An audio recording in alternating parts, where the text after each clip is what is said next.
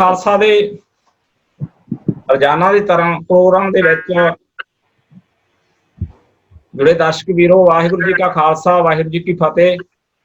आपां लगभग पिछले 2 महीनों तो उपर हो गया आपां नूं रोजाना आपां इस प्रोग्राम दे विच शामिल हुंदे आ, जिस दे विच लंबे समय तो डॉक्टर अमर सिंह जी याद ते होर वख-वख शख्सियतां आपो अपने विचार लैके पेश हुंदियां हर रोज़ 6:30 वजे, जिसका प्रोग्राम नाल दी नाल फेसबुक ते भी लाइव चलदा गा। सो हर बुधवार डॉक्टर रमनदीप सिंह जी जो PAU दे विच बड़ी मेहनत दे नाल किसानां नूं इस पासे प्रेरित कर रहे ने कि वो अपने पैरां ते आप किवें खड़े हो सकदे ने। तो वख-वख बहुत सारे उन्हां कोल उदाहरणां ने जो किसान ने जिन्हां ने कामयाब भी होए ने ते अपने ब्रांड आप तैयार करके मार्केट दे विच आप खुद अपने प्रोडक्ट खेतां दे विचों तैयार करके अपने घरां दे विच तैयार करके वो मार्केटिंग कर रहे ने। सो उन्हां दी बहुत मेहनत आ, उस मेहनत का फल तुसीं देख रहे हो कि हर बुधवार कोई ना कोई नवे वीर साडे सामने पेश हो रहे ने ते आउण समय दे विच आउण वाले समय दे सैकड़े किसान आ जो तुहाडे सामने आउणगे जिन्हां ने अपना रोजगार अपना तोरिया होया, कामयाब भी ने, बहुत सक्सैसफुल ने। सो उन्हां दा दावा कि कोई भी नौजवान है जो अपना रोजगार चलाउणा चाहुंदा, अपने मन दे विच उन्हां दी तड़फ है किसी दे विच कामयाब होण दी, तां उन्हां नाल संपर्क कर सकदे ने। सो इसे लड़ी तहत अज अमनप्रीत सिंह जी साडे नाल जुड़े हुए ने। सो उस दे बारे डॉक्टर रमनदीप सिंह जी नूं मैं बेनती करदा कि वो ਜਿਹੜਾ ਹੈਗਾ ਪ੍ਰੋਗਰਾਮ ਉਹ ਸਟਾਰਟ ਕਰਨ, ਦਰਸ਼ਕਾਂ ਦੇ ਨਾਲ ਆਪਣੀ ਸਾਂਝ ਪੈਦਾ ਕਰਨ ਜੀ। ਬਹੁਤ ਬਹੁਤ ਧੰਨਵਾਦ ਕੁਲਦੀਪ ਜੀ। ਸਾਰੇ ਸੁਣਨ ਵਾਲੇ ਤੇ ਦੇਖਣ ਵਾਲਿਆਂ ਨੂੰ ਮੇਰੀ ਪਿਆਰ ਭਰੀ ਸਤਿ ਸ਼੍ਰੀ ਅਕਾਲ। ਅੱਜ ਜਿਹੜੇ ਵਿਸ਼ੇ ਤੇ ਅਸੀਂ ਗੱਲ ਕਰ ਰਹੇ ਹਾਂ ਤੇ ਉਹ ਵਿਸ਼ਾ ਅੱਜ ਦੇ ਸਮੇਂ ਦਾ ਬਹੁਤ ਅਹਿਮ ਵਿਸ਼ਾ ਹੈ, ਜਿਹਦੇ ਵਿੱਚ ਖੇਤੀਬਾੜੀ ਨੂੰ ਖੇਤੀ ਵਪਾਰ ਦਾ ਦਰਜਾ ਕਿਵੇਂ ਦੇਣਾ। ਖੇਤੀਬਾੜੀ ਨੂੰ ਜੇ ਅਸੀਂ ਢਾਂਚੇ ਦੇ ਤੌਰ ਤੇ ਦੇਖੀਏ, ਕਿਵੇਂ ਲਾਗਤਾਂ ਲਾ ਕੇ ਜਿਣਸ ਪੈਦਾ ਕਰਕੇ ਦੂਜੇ ਪਹਿਰ ਦੇ ਉੱਤੇ, ਫਿਰ ਤੀਜੇ ਪੜਾਅ ਦੇ ਉੱਤੇ ਉਸ ਜਿਣਸ ਨੂੰ ਪਕਾ ਕੇ ਉਤਪਾਦ ਤਿਆਰ ਕਰਕੇ, ਚੌਥੇ ਪੜਾਅ ਤੇ ਉਸ ਉਤਪਾਦ ਦਾ ਮੰਡੀਕਰਨ ਖਪਤਕਾਰ ਦੀ ਝੋਲੀ 'ਚ ਸਿੱਧਾ ਉਤਪਾਦ ਪਾ ਕੇ, ਜੇ ਅਸੀਂ 5 ਪੜਾਅ ਦੇਖੀਏ ਲਾਗਤਾਂ ਤੋਂ ਲੈ ਕੇ ਖਪਤਕਾਰ ਤੱਕ, ਤਾਂ ਇਹਨੂੰ ਫਾਰਮ ਟੂ ਫੋਕ ਦਾ ਸਿਧਾਂਤ ਕਿਹਾ ਜਾਂਦਾ ਹੈ ਕਿ ਖੇਤ ਤੋਂ ਕਿਚਨ ਤੱਕ, ਖੇਤ ਤੋਂ ਟੇਬਲ ਤੱਕ, ਖੇਤ ਤੋਂ ਚਮਚੇ ਤੱਕ, ਖੇਤ ਤੋਂ ਕਾਂਟੇ ਤੱਕ ਅਸੀਂ ਕਿਵੇਂ ਜਿਣਸ ਨੂੰ ਪਕਾ ਕੇ ਉਤਪਾਦ ਦੇ ਰੂਪ ਦੇ ਵਿੱਚ ਖਪਤਕਾਰ ਦੇ ਸਨਮੁਖ ਕਰੀਏ, ਤਾਂ ਜੋ ਸਾਡੇ ਖੇਤੀ ਵਪਾਰੀਆਂ ਦਾ, ਸਾਡੇ ਭਰਾ ਪਿੰਡਾਂ ਵਾਲੇ ਲੋਕ ਜਿਹੜੇ ਖੇਤੀਬਾੜੀ ਕਰ ਰਹੇ ਆ, ਫਿਰ ਖੇਤੀਬਾੜੀ ਦੇ ਨਾਲ ਨਾਲ ਉਹ ਉਤਪਾਦ ਵੀ ਤਿਆਰ ਕਰ ਰਹੇ ਆ, ਉਤਪਾਦ ਤਿਆਰ ਕਰਕੇ ਲੋਕਾਂ ਨੂੰ ਨਾਲ ਜੋੜ ਕੇ ਕਿਵੇਂ ਉਹ ਆਪਣੇ ਮੁਨਾਫੇ 'ਚ ਤਾਂ ਇਜ਼ਾਫਾ ਕਰ ਹੀ ਰਹੇ ਆ। ਇੱਥੇ ਪਹਿਲੂ ਮੁਨਾਫੇ ਦਾ ਨਹੀਂ ਹੈ, ਇੱਥੇ ਪਹਿਲੂ ਹੈ ਕਿ ਕਿਵੇਂ ਉਹ ਸਮਾਜ ਦੀ ਸਿਰਜਣਾ ਕਰ ਰਹੇ ਆ, ਕਿਵੇਂ ਉਹ ਜਿਹੜੇ ਅਨਐਮਪਲੋਇਡ ਰੂਰਲ ਯੂਥ ਆ, ਜਿਹੜੇ ਅਨਐਮਪਲੋਇਡ ਬੇਰੁਜ਼ਗਾਰ ਲੋਕ ਪਿੰਡਾਂ ਦੇ ਵਿੱਚ, ਨੌਜਵਾਨ ਸਾਥੀ ਸਾਡੇ, ਭਾਵੇਂ ਉਹ ਬੇਟੀਆਂ ਹੋਣ ਭਾਵੇਂ ਬੇਟੇ ਹੋਣ, ਲੜਕੇ ਹੋਣ ਭਾਵੇਂ ਲੜਕੀਆਂ ਹੋਣ, ਉਹਨਾਂ ਨੂੰ ਕਿਵੇਂ ਪਰੋ ਰਹੇ ਆ ਸਿਰਫ ਇੱਕ ਉਤਪਾਦ ਦੇ ਜ਼ਰੀਏ ਜਾਂ ਜਿਣਸ ਤੋਂ ਤਿਆਰ ਕੀਤੇ ਹੋਏ ਉਤਪਾਦ ਦੇ ਜ਼ਰੀਏ।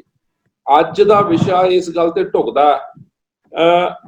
ਜੇ ਆਪਾਂ ਮੂਲ ਰੂਪ ਦੇ ਵਿੱਚ ਇਸ ਗੱਲ ਨੂੰ ਹੋਰ ਵਿਉਂਤਬੰਦੀ ਨਾਲ ਤੁਹਾਡੇ ਮੂਹਰੇ ਮੈਂ ਪੇਸ਼ ਕਰਾਂ ਤਾਂ ਇਹ ਪ੍ਰੋਡਕਟ ਡਿਵੈਲਪਮੈਂਟ ਤੇ ਮਾਰਕੀਟ ਡਿਵੈਲਪਮੈਂਟ ਦਾ ਖੇਤਰ ਆ ਕਿ ਅਸੀਂ ਜਿਣਸਾਂ ਤੋਂ ਉਤਪਾਦ ਕਿਵੇਂ ਤਿਆਰ ਕਰਨੇ ਆ ਤੇ ਉਤਪਾਦਾਂ ਨੂੰ ਗਾਂਹ ਮੰਡੀ ਦੇ ਵਿੱਚ ਕਿਵੇਂ ਢਕਾਉਣਾ, ਮੰਡੀਆਂ ਤੇ ਅਸੀਂ ਕਿਵੇਂ ਕਾਬਜ ਹੋਣਾ। ਕਿਉਂਕਿ ਜੇ ਅਨਐਮਪਲੋਇਮੈਂਟ ਦੀ ਪ੍ਰੋਬਲਮ ਆ, ਜੇ ਬੇਰੁਜ਼ਗਾਰੀ ਦੀ ਪ੍ਰੋਬਲਮ ਆ, ਉਸ ਦੇ ਵਿੱਚ ਖੇਤੀ ਵਪਾਰ ਇੱਕ ਇਹੋ ਜਿਹਾ ਟੂਲ ਹੈ ਜਿਹਦੇ ਨਾਲ ਅਸੀਂ ਅਨਐਮਪਲੋਇਡ ਯੂਥ ਨੂੰ ਆਪਣੇ ਨਾਲ ਜੋੜ ਸਕਦੇ ਹਾਂ। ਅਨਐਮਪਲੋਇਡ ਯੂਥ ਨੂੰ ਜੋੜ ਕੇ ਉਹਨੂੰ ਇਸ ਪਾਸੇ ਉਤਸ਼ਾਹਿਤ ਕਰਾ ਕੇ ਜੇ ਅਸੀਂ ਤੋਰੀਏ, ਮੂਲ ਰੂਪ ਦੇ ਵਿੱਚ ਸਮਾਜ ਦੀ ਸਿਰਜਣਾ ਇਹ ਹੁੰਦੀ ਹੈ। ਕਿਉਂਕਿ ਭੋਜਨ ਹਰੇਕ ਇਨਸਾਨ ਦੀ ਲੋੜ ਹੈ, 3 ਡੰਗ ਭੋਜਨ ਹਰੇਕ ਇਨਸਾਨ ਨੇ ਖਾਣਾ, ਤਾਂ 9 ਕਰੋੜ ਥਾਲੀ ਪੰਜਾਬ ਦੇ ਵਿੱਚ ਅੱਪੜ ਦੀ ਕਰਨੀ ਹੈ। ਕਿਵੇਂ ਕਰਨੀ ਹੈ, ਇਹ ਬਹੁਤ ਵੱਡੀ ਵਿਉਂਤ ਹੈ। ਉਹਦੇ ਵਿੱਚ ਕੁਝ ਤਬਦੀਲੀਆਂ ਹੁੰਦੀਆਂ, ਉਹਦੇ ਵਿੱਚ ਕੁਝ ਪਾਲਿਸੀ ਦੇ ਵਿੱਚ ਤਬਦੀਲੀਆਂ ਹੁੰਦੀਆਂ, ਉਹਦੇ ਵਿੱਚ ਕੁਝ ਵਿਉਂਤਬੰਦੀ ਦੇ ਵਿੱਚ ਤਬਦੀਲੀਆਂ ਹੁੰਦੀਆਂ। ਸੋ ਉਸ ਤਬਦੀਲੀਆਂ ਨੂੰ ਮੱਦੇਨਜ਼ਰ ਰੱਖਦੇ ਹੋਏ 9 ਕਰੋੜ ਥਾਲੀ ਕਿਵੇਂ ਪਰੋਸਣੀ ਹੈ, ਉਹ ਸਾਡੀ ਜ਼ਿੰਮੇਵਾਰੀ ਬਣਦੀ ਹੈ, ਉਹ ਰੂਰਲ ਪੰਜਾਬ ਦੀ ਜ਼ਿੰਮੇਵਾਰੀ ਬਣਦੀ ਹੈ। ਤਾਂ ਹੀ ਸਾਰਾ ਪੰਜਾਬ ਖੁਸ਼ਹਾਲ ਰਹੂਗਾ। ਕਿਉਂਕਿ ਜੇ ਅੰਨ ਦੀ ਪੂਰਤੀ ਹੈਗੀ ਹੈ ਤਾਂ ਸਮਾਜ ਦੀ ਪੂਰਤੀ ਬਣਦੀ ਆ ਉਹਦੇ ਨਾਲ। Nutritional diet, good agricultural practices, ਇਸ ਗੱਲ ਦੇ ਉੱਤੇ ਸਾਰੀ ਗੱਲਾਂ ਜਿੰਨੀਆਂ ਮੈਂ ਕੀਤੀਆਂ, ਇਸ ਗੱਲ ਦੇ ਉੱਤੇ ਬਾਖੂਬੀ ਅਮਨਪ੍ਰੀਤ ਜੀ ਪਹਿਰਾ ਦੇ ਰਹੇ ਆ, ਅੱਜ ਸਾਡੇ ਸਨਮੁਖ ਆ। ਤੇ ਇਹਨਾਂ ਦੀ ਜਿਹੜੀ ਦੇਣ ਹੈ ਉਹ ਸਾਂਝ ਸੁਸਾਇਟੀ ਵਾਲੀ ਦੇਣ ਹੈ ਕਿ ਇਹਨਾਂ ਨੇ ਸਾਂਝ ਪਵਾਈ ਆ ਲੋਕਾਂ ਦੀ। ਪਿੰਡਾਂ ਦੇ ਵਿੱਚ ਜਿਹੜੇ ਨੌਜਵਾਨ ਸਾਡੇ ਵੀਰ, ਸਾਡੇ ਜੂਨੀਅਰ, ਸਾਡੇ ਸੀਨੀਅਰ, ਸਾਡੀਆਂ ਭੈਣਾਂ, ਸਾਡੀਆਂ ਬੀਬੀਆਂ, ਸਾਡੀਆਂ ਸਵਾਣੀਆਂ ਜਿਹੜੀਆਂ ਪਿੰਡਾਂ ਦੇ ਵਿੱਚ ਬਹੁਤ ਮਿਹਨਤ ਕਰਦੇ ਆ, ਸਾਰੇ ਲੋਕ, ਸਾਰਾ ਪਰਿਵਾਰ ਹੀ ਮਿਹਨਤ ਕਰਦਾ। ਜੇ ਆਪਾਂ ਦੇਖ ਕੇ ਚੱਲੀਏ, ਜੇ ਆਪਾਂ ਇਸ ਗੱਲ ਨੂੰ ਸਮਝੀਏ, ਸਾਰਾ ਪਰਿਵਾਰ ਮਿਹਨਤ ਕਰਦਾ, ਪਰ ਕਈ ਵਾਰੀ ਸਾਰੇ ਪਰਿਵਾਰ ਦਾ ਮੁੱਲ ਨਹੀਂ ਮੁੜਦਾ, ਜਾਂ ਅਸੀਂ ਉਹਨੂੰ ਪ੍ਰੋ ਕੇ ਮਿਹਨਤ ਨਹੀਂ ਕਰਦੇ। ਜਦੋਂ ਅਸੀਂ ਪ੍ਰੋ ਕੇ ਮਿਹਨਤ ਨਹੀਂ ਕਰਦੇ ਤਾਂ ਕਿਤੇ ਨਾ ਕਿਤੇ ਕੁਝ ਖਾਮੀਆਂ ਰਹਿ ਜਾਂਦੀਆਂ। ਅੱਜ ਦਾ ਵਿਸ਼ਾ, ਅੱਜ ਦੀ ਗੱਲਬਾਤ ਉਸ ਖਾਮੀਆਂ ਨੂੰ ਉਭਾਰ ਕੇ ਤੁਹਾਡੇ ਮੂਹਰੇ ਲੈ ਕੇ ਆਉਣਾ, ਤੇ ਕਿਵੇਂ ਅਮਨਪ੍ਰੀਤ ਜੀ ਸਾਰਿਆਂ ਨੂੰ ਇਕੱਠੇ ਕਰ ਰਹੇ ਆ ਆਪਣੇ ਸੁਸਾਇਟੀ ਦੇ ਜਰੀਏ। ਸਾਂਝ ਇੱਕ ਕੰਸੈਪਟ ਹੈ, ਉਸ ਕੰਸੈਪਟ ਦੇ ਜਰੀਏ ਕਿਵੇਂ ਇਕੱਠੇ ਕਰ ਰਹੇ ਆ, ਕਿਵੇਂ ਇਹ ਵਸਤੂਆਂ ਘੜ ਰਹੇ ਆ, ਕਿਵੇਂ ਉਤਪਾਦ ਤਿਆਰ ਕਰ ਰਹੇ ਆ, ਕਿਵੇਂ ਉਸ ਉਤਪਾਦਾਂ ਨੂੰ ਖਪਤਕਾਰਾਂ ਤੱਕ ਪਹੁੰਚਾਉਣ ਦੇ ਵਿੱਚ ਆਪਣਾ ਰੋਲ ਪ੍ਰਦਾਨ ਕਰ ਰਹੇ ਆ, ਆਪਣਾ ਰੋਲ, ਆਪਣਾ ਜਿਹੜਾ ਜੋ ਇਹਨਾਂ ਨੇ ਸੋਚਿਆ ਹੋਇਆ ਉਸ ਟੀਚੇ ਨੂੰ ਕਿਵੇਂ ਪੂਰਾ ਕਰ ਰਹੇ ਆ, ਕਿਵੇਂ ਨੌਜਵਾਨਾਂ ਦਾ ਸਾਥ ਮਿਲ ਰਿਹਾ, ਕਿਵੇਂ ਬੀਬੀਆਂ ਦਾ ਸਾਥ ਮਿਲ ਰਿਹਾ, ਕਿਵੇਂ ਪ੍ਰੋਡਕਟਸ ਡਿਵੈਲਪ ਕਰ ਰਹੇ ਆ। ਮੈਂ ਬੇਨਤੀ ਕਰੂੰਗਾ ਸਰਦਾਰ ਅਮਨਪ੍ਰੀਤ ਜੀ ਨੂੰ ਕਿ ਆਪਣੀ ਸਾਂਝ ਸੁਸਾਇਟੀ ਦੇ ਸਾਂਝੀਵਾਲਤਾ ਦੀ ਪ੍ਰਤੀਕ ਇਹ ਸਾਂਝ ਸੁਸਾਇਟੀ ਬਾਰੇ ਅੱਜ ਦੀ ਇਸ ਕੜੀ ਦੇ ਵਿੱਚ ਨੈਪੀਅਰ ਪਾਰਟ 2 ਦੇ ਵਿੱਚ ਤੁਸੀਂ ਖੁਲਾਸਾ ਕਰੋ, ਤੇ ਗੱਲਬਾਤ ਦੇ ਜਰੀਏ ਸਾਰਿਆਂ ਨੂੰ ਬੇਨਤੀ ਹੈ ਕਿ ਕੰਸਲਟੇਟ ਕਰਕੇ ਸੁਣੋ ਸਰਦਾਰ ਅਮਨਪ੍ਰੀਤ ਜੀ। ਵਾਹਿਗੁਰੂ ਜੀ ਕਾ ਖਾਲਸਾ, ਵਾਹਿਗੁਰੂ ਜੀ ਕੀ ਫਤਿਹ। ਸਾਂਝ ਸੁਸਾਇਟੀ ਪੰਜਾਬ ਜੋ ਇੱਕ ਪੰਜਾਬ ਦਾ ਸਾਂਝ ਪਰਿਵਾਰ ਬਣਿਆ, ਕਿਉਂਕਿ ਪੰਜਾਬ ਦੇ ਵਿੱਚ ਬਾਬੇ ਨਾਨਕ ਜੀ ਦੇ ਵਿਚਾਰਾਂ ਨਾਲ ਹਰ ਪਰਿਵਾਰ ਜੁੜਿਆ ਹੋਇਆ ਹੈ, ਤੇ ਉਹਨਾਂ ਵਿਚਾਰਾਂ ਤੇ ਅਸੀਂ ਪਹਿਰਾ ਨਹੀਂ ਦੇ ਰਹੇ। ਇਹ ਸਾਂਝ ਸੁਸਾਇਟੀ ਪੰਜਾਬ ਉਹਨਾਂ ਪਹਿਰਾ ਦੇ ਰਹੀ ਹੈ, ਕਿਰਤ ਕਰੋ, ਨਾਮ ਜਪੋ, ਵੰਡ ਕੇ ਛਕੋ। ਇਹ ਜਿਹੜਾ ਪਹਿਰਾ, ਕਿਉਂਕਿ ਪੰਜਾਬ ਦੇ ਲੋਕ ਬਾਬੇ ਨਾਨਕ ਜੀ ਨੂੰ ਜ਼ਰੂਰ ਮੰਨਦੇ ਨੇ, ਉਹਨਾਂ ਦੇ ਵਿਚਾਰਾਂ ਤੇ ਮੰਨਣ ਨੂੰ ਕੋਈ ਵੀ ਤਿਆਰ ਨਹੀਂ, ਕਿਉਂਕਿ ਜਿਹੜਾ ਸਾਡਾ ਮਾਡਲ ਹੈ ਪੰਜਾਬ ਦੇ ਵਿੱਚ, ਇਹ ਪੰਜਾਬ ਦੇ ਬਾਬੇ ਨਾਨਕ ਜੀ ਨੇ ਮਾਡਲ ਤਿਆਰ ਕੀਤਾ ਸੀ। ਉਸੇ ਮਾਡਲ ਨੂੰ ਅਸੀਂ ਇਹ ਪੰਜਾਬ ਦੇ ਵਿੱਚ ਦੂਰੀਵਾਲ ਲੈ ਕੇ ਆਏ ਹਾਂ। ਉਸ ਦੀ ਸੇਵਾ ਮੈਂ ਕਰ ਰਿਹਾ ਖੁਦ ਅਮਨਪ੍ਰੀਤ ਸਿੰਘ, ਪਿੰਡ ਘੁੱਦੂਵਾਲਾ, ਜ਼ਿਲ੍ਹਾ ਫਰੀਦਕੋਟ। ਸਾਡਾ ਜਿਹੜਾ ਸੰਯੋਗ ਆ ਇਸ ਟਾਈਮ ਤੇ ਡਾਕਟਰ ਰਮਨਦੀਪ ਸਿੰਘ ਜੀ ਜਿਹੜਾ ਪੀਯੂ ਲੁਧਿਆਣਾ, ਉਹ ਸਾਡਾ ਬਹੁਤ ਜ਼ਿਆਦਾ ਸਹਿਯੋਗ ਦੇ ਰਹੇ ਆ। ਫਰੀਦਕੋਟ ਤੋਂ ਆਤਮਾ ਤੇ ਮਨਦੀਪ ਸਿੰਘ ਕੇਸ਼ਵ ਜੀ, ਉਹ ਬਹੁਤ ਸਹਿਯੋਗ ਦੇ ਰਹੇ ਆ। ਖੇਤੀਬਾੜੀ ਮਹਿਕਮਾ ਸਹਿਯੋਗ ਦੇ ਰਿਹਾ। KVK ਫਰੀਦਕੋਟ ਜਗਦੀਸ਼ ਸਿੰਘ ਗਰੋਵਰ ਜੀ ਜੋ ਉਹਨਾਂ ਡਾਇਰੈਕਟਰ ਨੇ, ਉਹ ਸਾਡਾ ਸਹਿਯੋਗ ਦੇ ਰਹੇ ਨੇ। ਦੂਜੇ ਸਾਡੇ ਤਰ੍ਹਾਂ ਤਰ੍ਹਾਂ ਦੇ ਪਿੰਡਾਂ ਦੀਆਂ ਸਾਡੀਆਂ ਭੈਣਾਂ, ਸਾਡੇ ਭਰਾ, ਉਹ ਬਹੁਤ ਜ਼ਿਆਦਾ ਸਹਿਯੋਗ ਦੇ ਰਹੇ ਨੇ। ਇਹਦੇ ਵਿੱਚ ਅਸੀਂ ਮਾਡਲ ਜਿਹੜਾ ਤਿਆਰ ਕੀਤਾ, ਇਹ ਬਾਬੇ ਨਾਨਕ ਜੀ ਦੇ ਵਿਚਾਰਾਂ ਨਾਲ ਹੀ ਕੀਤਾ ਹੋਇਆ। ਜਿਹੜਾ ਕਿਰਤ ਦਾ ਮਤਲਬ ਹੁੰਦਾ, ਅਸੀਂ ਖੁਦ ਜਿਹੜਾ ਆਪਣੇ ਹੱਥੀਂ ਹੀ ਕੰਮ ਕਰਨਾ ਹੈ। ਤੇ ਦੂਸਰੇ ਨੰਬਰ ਤੇ ਨਾਮ ਜਪਣਾ, ਨਾਮ ਤੜਕੇ ਉੱਠ ਕੇ ਗੁਰਦੁਆਰੇ ਜਾਓ, ਉਸ ਤੋਂ ਬਾਅਦ ਆਪਣੇ ਸਟੋਰ ਤੇ ਜਾਓ, ਜਿੱਥੇ ਵੀ ਕੰਮ ਕਰਨਾ ਉੱਥੇ ਆਪਾਂ ਕਰੀਏ ਤੇ ਉਹਦਾ ਨਾਮ ਜਪੀਏ। ਵੰਡ ਕੇ ਛਕਣ ਦਾ ਮਤਲਬ ਹੁੰਦਾ ਅਸੀਂ ਕੋਈ ਵੀ ਕੰਮ ਹੈ, ਕਿਸੇ ਕਿਸਮ ਦਾ ਵੀ ਸਾਡੇ ਕੋਲੇ ਆ, ਦੁੱਖ ਸੁੱਖ, ਹਰ ਚੀਜ਼ ਜੋ ਪੈਸਾ ਧੇਲਾ, ਉਹ ਅਸੀਂ ਸਾਰਿਆਂ 'ਚ ਹੀ ਵੰਡਣਾ ਹੁੰਦਾ। ਇਹਨਾਂ ਉਸ ਨੂੰ ਨਾਲ ਲੈ ਕੇ ਅਸੀਂ ਸ਼ੁਰੂਆਤ ਕੀਤੀ ਹੈ 2017 ਤੋਂ, ਜ਼ਿਲ੍ਹਾ ਫਰੀਦਕੋਟ ਤੋਂ। ਉਸ ਵਿੱਚ ਅਸੀਂ ਜਿਹੜਾ ਸਾਂਝੀ ਖੇਤੀ, ਡੇਅਰੀ, ਮਸ਼ੀਨਰੀ, ਮਾਰਕੀਟਿੰਗ, ਇਹ ਚੀਜ਼ ਅਸੀਂ ਸ਼ੁਰੂਆਤ ਕੀਤੀ ਹੈ। ਇਸ ਦੇ ਮੈਂਬਰ ਜਿਹੜੇ ਬਣ ਸਕਦੇ ਨੇ, ਉਹ ਮੈਂਬਰ ਇਸ ਸੁਸਾਇਟੀ ਦੇ ਮੈਂਬਰ ਬਣ ਸਕਦੇ ਨੇ ਜਿਹੜੇ ਕਿਸਾਨ, ਮਜ਼ਦੂਰ, ਛੋਟਾ ਦੁਕਾਨਦਾਰ, ਖਪਤਕਾਰ ਭਰਾ, ਇਸ ਦੇ ਜਿਹੜੇ ਆ ਉਹ ਇਸ ਦੇ ਮੈਂਬਰ ਬਣ ਸਕਦੇ ਨੇ। ਸਾਡੀ ਵੈਬਸਾਈਟ ਵੀ, ਸਾਡੀ ਆਨਲਾਈਨ ਵੈਬਸਾਈਟ ਵੀ ਹੈਗੀ ਹੈ ਸਾਂਝ ਸੁਸਾਇਟੀ ਦੇ ਨਾਂ ਤੇ। ਨਾਲ ਅਸੀਂ, ਮੇਰਾ ਨੰਬਰ ਵੀ ਹੈਗਾ 9888801215 ਤੇ WhatsApp ਤੇ ਜੁੜ ਸਕਦੇ ਨੇ। ਅਸੀਂ ਜਿਹੜਾ ਮਾਡਲ ਇਹ ਤਿਆਰ ਕੀਤਾ, ਇਹ ਮਾਡਲ ਇੱਕ ਦੁਨੀਆ ਦੇ ਵਿੱਚ ਪਹਿਲਾ ਮਾਡਲ ਹੈ, ਕਿਉਂਕਿ ਅਸੀਂ ਜਿਹੜੀਆਂ ਅੱਜ ਸਾਡੀਆਂ ਜਿਹੜੀ ਮੰਡੀਕਰਨ ਹੈ ਕਿਸਾਨ ਦੀ, ਦੁੱਧ ਵੀ ਬਹੁਤ ਜ਼ਿਆਦਾ ਮੈਂ ਪੈਦਾ ਕੀਤਾ। ਮੈਂ ਇੱਕ ਡੇਅਰੀ ਫਾਰਮੇਸੀ ਦੁੱਧ ਪੈਦਾ ਕੀਤਾ, ਉਹਦੇ ਪਦਾਰਥ ਨਹੀਂ ਮੈਂ ਬਣਾ ਸਕਿਆ। ਪਦਾਰਥ ਨਾ ਬਣਾਉਣ ਕਰਕੇ ਹੀ ਮੈਂ ਜਿਹੜਾ ਉਹ ਘਾਟੇ 'ਚ ਗਿਆ।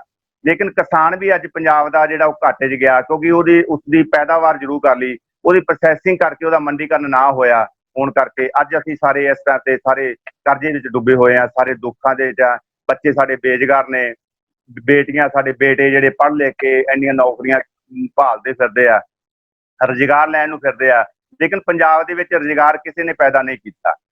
ਅਸੀਂ ਇੱਕ ਸਾਂਝ ਸੁਸਾਇਟੀ ਨੇ ਇੱਕ ਛੋਟਾ ਜਿਹਾ ਉਪਰਾਲਾ ਕੀਤਾ। ਉਹਦੇ ਵਿੱਚ ਉਪਰਾਲਾ ਇਹ ਕੀਤਾ ਵੀ ਜਿਹੜਾ ਆਪਣੀ ਫਸਲ ਆ ਜਿਹੜੀ ਕਿਸਾਨ ਦੀ, ਉਸ ਦੀ ਪ੍ਰੋਸੈਸਿੰਗ ਕਰਕੇ ਅਸੀਂ ਜਿਹੜਾ ਉਸ ਦਾ ਸਿੱਧਾ ਮੰਡੀਕਰਨ ਸਾਂਝ ਸਟੋਰ ਖੋਲਿਆ। ਜਿਹੜਾ ਸਾਂਝ ਸਟੋਰ ਆ ਜਿਹੜਾ, ਉਸ ਵਿੱਚ ਅਸੀਂ ਬੀਬੀਆਂ ਨੂੰ, ਜਿਹੜੀਆਂ ਸਾਡੀਆਂ ਭੈਣਾਂ ਨੇ ਜਿਹੜੇ ਘਰਾਂ ਦੇ ਵਿੱਚ ਬੈਠੀਆਂ ਨੇ, ਉਹਨਾਂ ਨੂੰ ਅਸੀਂ ਸਟੋਰ ਤੇ ਜਿਹੜਾ ਉਗਾਉਣੇ ਆ, ਘਾਟ ਬਹਿ ਕੇ ਜਿਹੜਾ ਉਹਨਾਂ ਨੂੰ ਅਸੀਂ ਮੈਂਬਰ ਬਣਾ ਕੇ, ਸੁਸਾਇਟੀ ਦੇ ਮੈਂਬਰ ਬਣਾ ਕੇ, ਇੱਕ ਗਰੁੱਪ ਪਿੰਡ ਦੇ ਵਿੱਚ ਬਣਾ ਕੇ ਅਸੀਂ ਉਸ ਨੂੰ ਜਿਹੜਾ ਉਹਨਾਂ ਨੂੰ ਸਮਾਨ ਜੋ ਸਾਡੇ ਕੋਲ ਚੀਜ਼ਾਂ ਤਿਆਰ ਕਰਦੇ ਆ, ਪ੍ਰੋਸੈਸਿੰਗ ਕਰਦੇ ਆ, ਅਸੀਂ ਉਹਦਾ ਮੰਡੀਕਰਨ ਕਰਦੇ ਆ।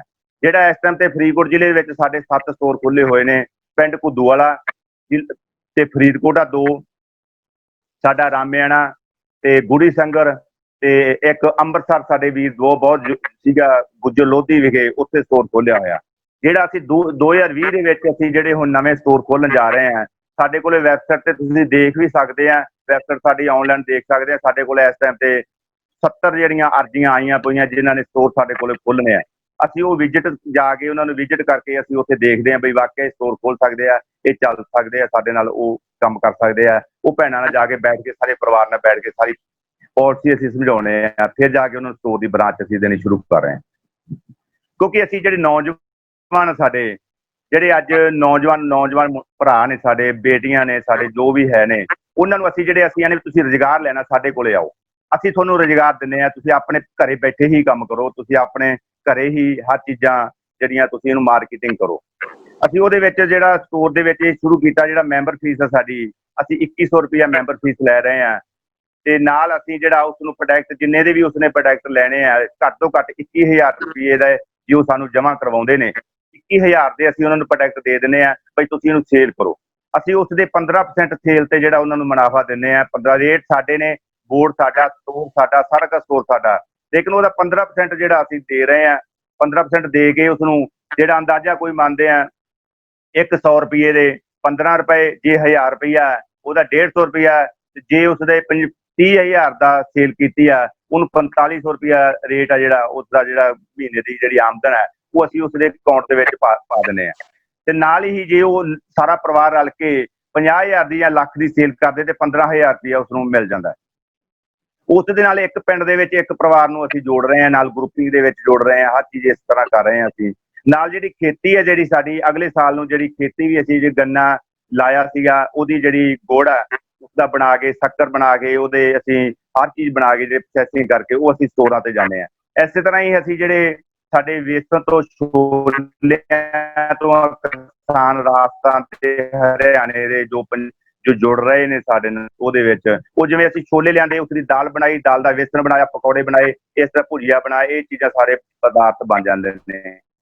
ਜਿਵੇਂ ਮਿਰਚ ਆ, ਜਿਵੇਂ ਹਰੀ ਮਿਰਚ ਅਚਾਰ ਪਾ ਦਿੰਦੇ ਆ, ਲਾਲ ਮਿਰਚ ਦਾ ਅਸੀਂ ਪਾਊਡਰ ਬਣਾ ਦਿੰਦੇ ਹਾਂ, ਪਾਊਡਰ ਬਣਾ ਕੇ ਅਸੀਂ ਉਹ ਆਪਣੇ ਸਟੋਰ ਤੇ ਰੱਖ ਦਿੰਦੇ ਹਾਂ। ਇਹਦੇ ਵਿੱਚ ਸਾਰੀਆਂ ਕੜੀਆਂ ਹੀ ਸਾਡੀਆਂ, ਅਸੀਂ ਇਹਦੇ ਵਿੱਚ ਵਿਚੋਲੇ ਸਾਰੇ ਹੀ ਬਿਲਕੁਲ ਬਾਹਰ ਕਰ ਦਿੱਤੇ।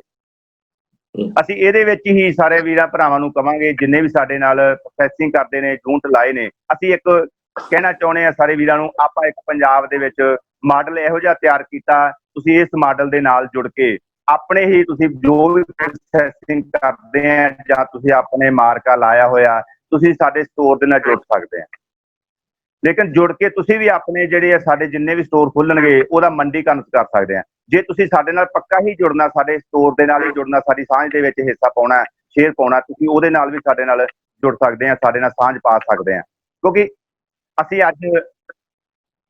ਅੱਜ ਅਸੀਂ ਸਾਨੂੰ ਸਮੇਂ ਦੇ ਨਾਲ ਬਦਲਾਅ ਕਰਨ ਦੀ ਲੋੜ ਬਹੁਤ ਆ। ਕਿਉਂਕਿ ਇੱਕ ਪੀੜ੍ਹੀ ਸਾਡੀ ਬਾਹਰਲੇ ਦੇਸ਼ਾਂ ਨੂੰ ਚਲੀ ਗਈ, ਇੱਕ ਸਾਡੀ ਪੀੜ੍ਹੀ ਨਸ਼ੇ 'ਚ ਖਤਮ ਹੋ ਗਈ, ਇੱਕ ਪੀੜ੍ਹੀ ਸਾਡੀ ਜਿਹੜੀ ਆ ਇਸ ਟਾਈਮ ਤੇ ਜਿਹੜੀ ਅਗਲੀ ਪੀੜ੍ਹੀ ਨੂੰ ਅਸੀਂ ਬਚਾ ਸਕੀਏ। ਬਿਮਾਰੀਆਂ ਸਾਡੇ ਕੋਲ ਬਹੁਤ ਜ਼ਿਆਦਾ ਪੈਦਾ ਹੋਈਆਂ ਵੀਆਂ ਘਰਾਂ ਦੇ ਵਿੱਚ, ਲੜਾਈਆਂ ਘਰਾਂ ਦੇ ਵਿੱਚ ਆ। ਅਸੀਂ ਜੇ ਰੋਜੀ ਰੋਟੀ ਕਮਾਉਣੀ ਹੈ ਤਾਂ ਸਾਨੂੰ ਇਸ ਪਾਸੇ ਨੂੰ ਆਉਣਾ ਬਹੁਤ ਜ਼ਰੂਰੀ ਹੈ।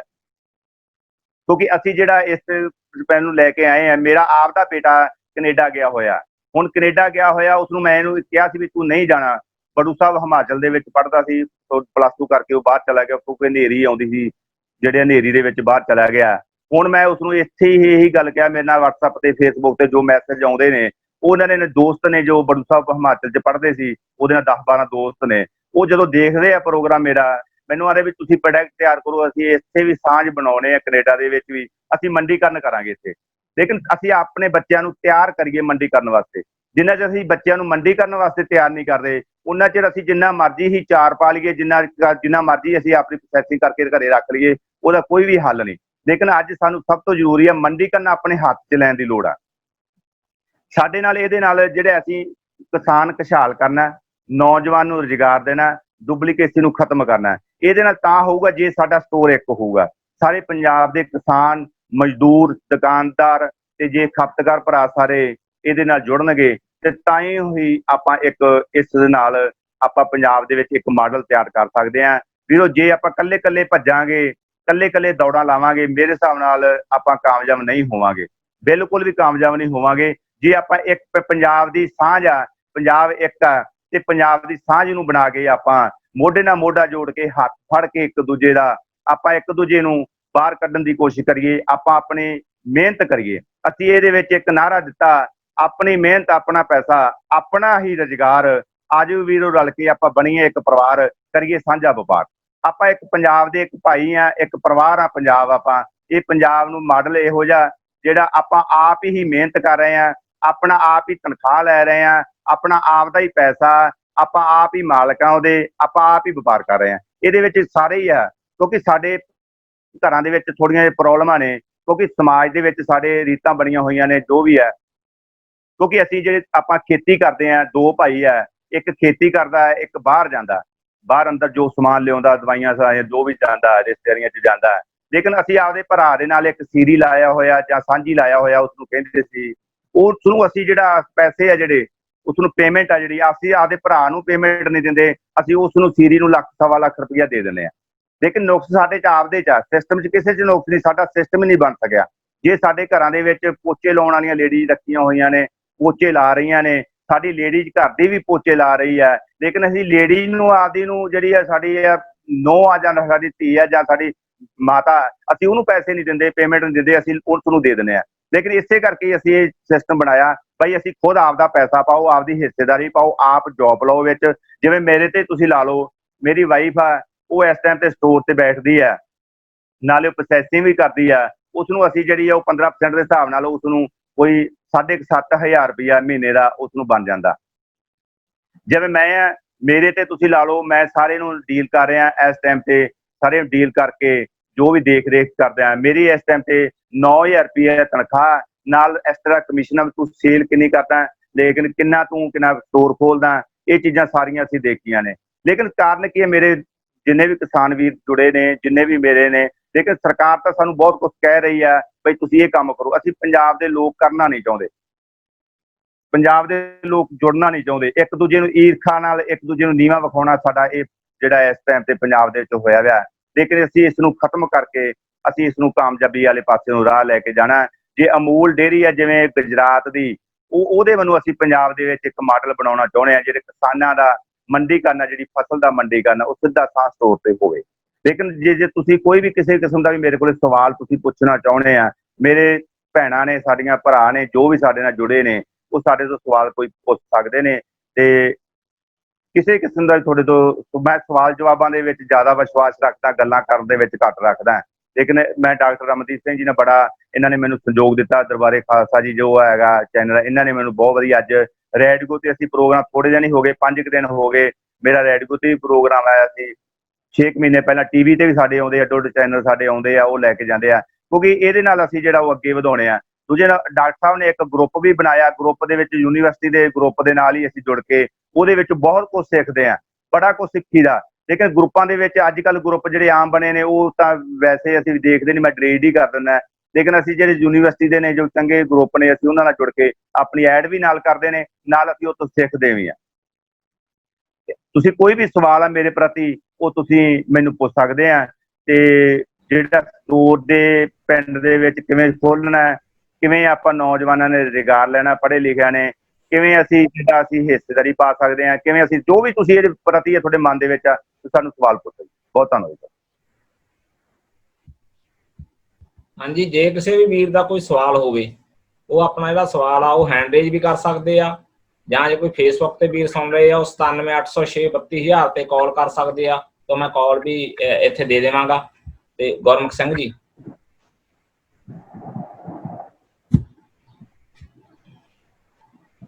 ਹੋਰ ਵੀ ਕਿਸੇ ਵੀਰ ਦਾ ਸਵਾਲ ਹੋਵੇ ਤਾਂ ਉਹ ਹੈਂਡ ਰੇਜ ਕਰ ਸਕਦੇ। ਹਾਂਜੀ ਗੁਰਮੁਖ ਸਿੰਘ ਜੀ। ਹਾਂਜੀ, ਵਾਹਿਗੁਰੂ ਜੀ ਕਾ ਖਾਲਸਾ, ਵਾਹਿਗੁਰੂ ਜੀ ਕੀ ਫਤਿਹ। ਵਾਹਿਗੁਰੂ ਜੀ ਕਾ ਖਾਲਸਾ, ਜੀ ਕੀ ਫਤਿਹ ਜੀ। ਭਾਈ ਸਾਹਿਬ ਜੀ, ਆਪ ਜੀ ਦਾ ਜਿਹੜਾ ਉਪਰਾਲਾ ਬਹੁਤ ਅੱਛਾ ਆ, ਤੁਸੀਂ ਉਸ ਕਨਸੈਪਟ ਨੂੰ ਲੈ ਕੇ ਆ ਰਹੇ ਹੋ, ਜਿਹਦੀ ਅੱਜ ਬਹੁਤ ਲੋੜ ਆ।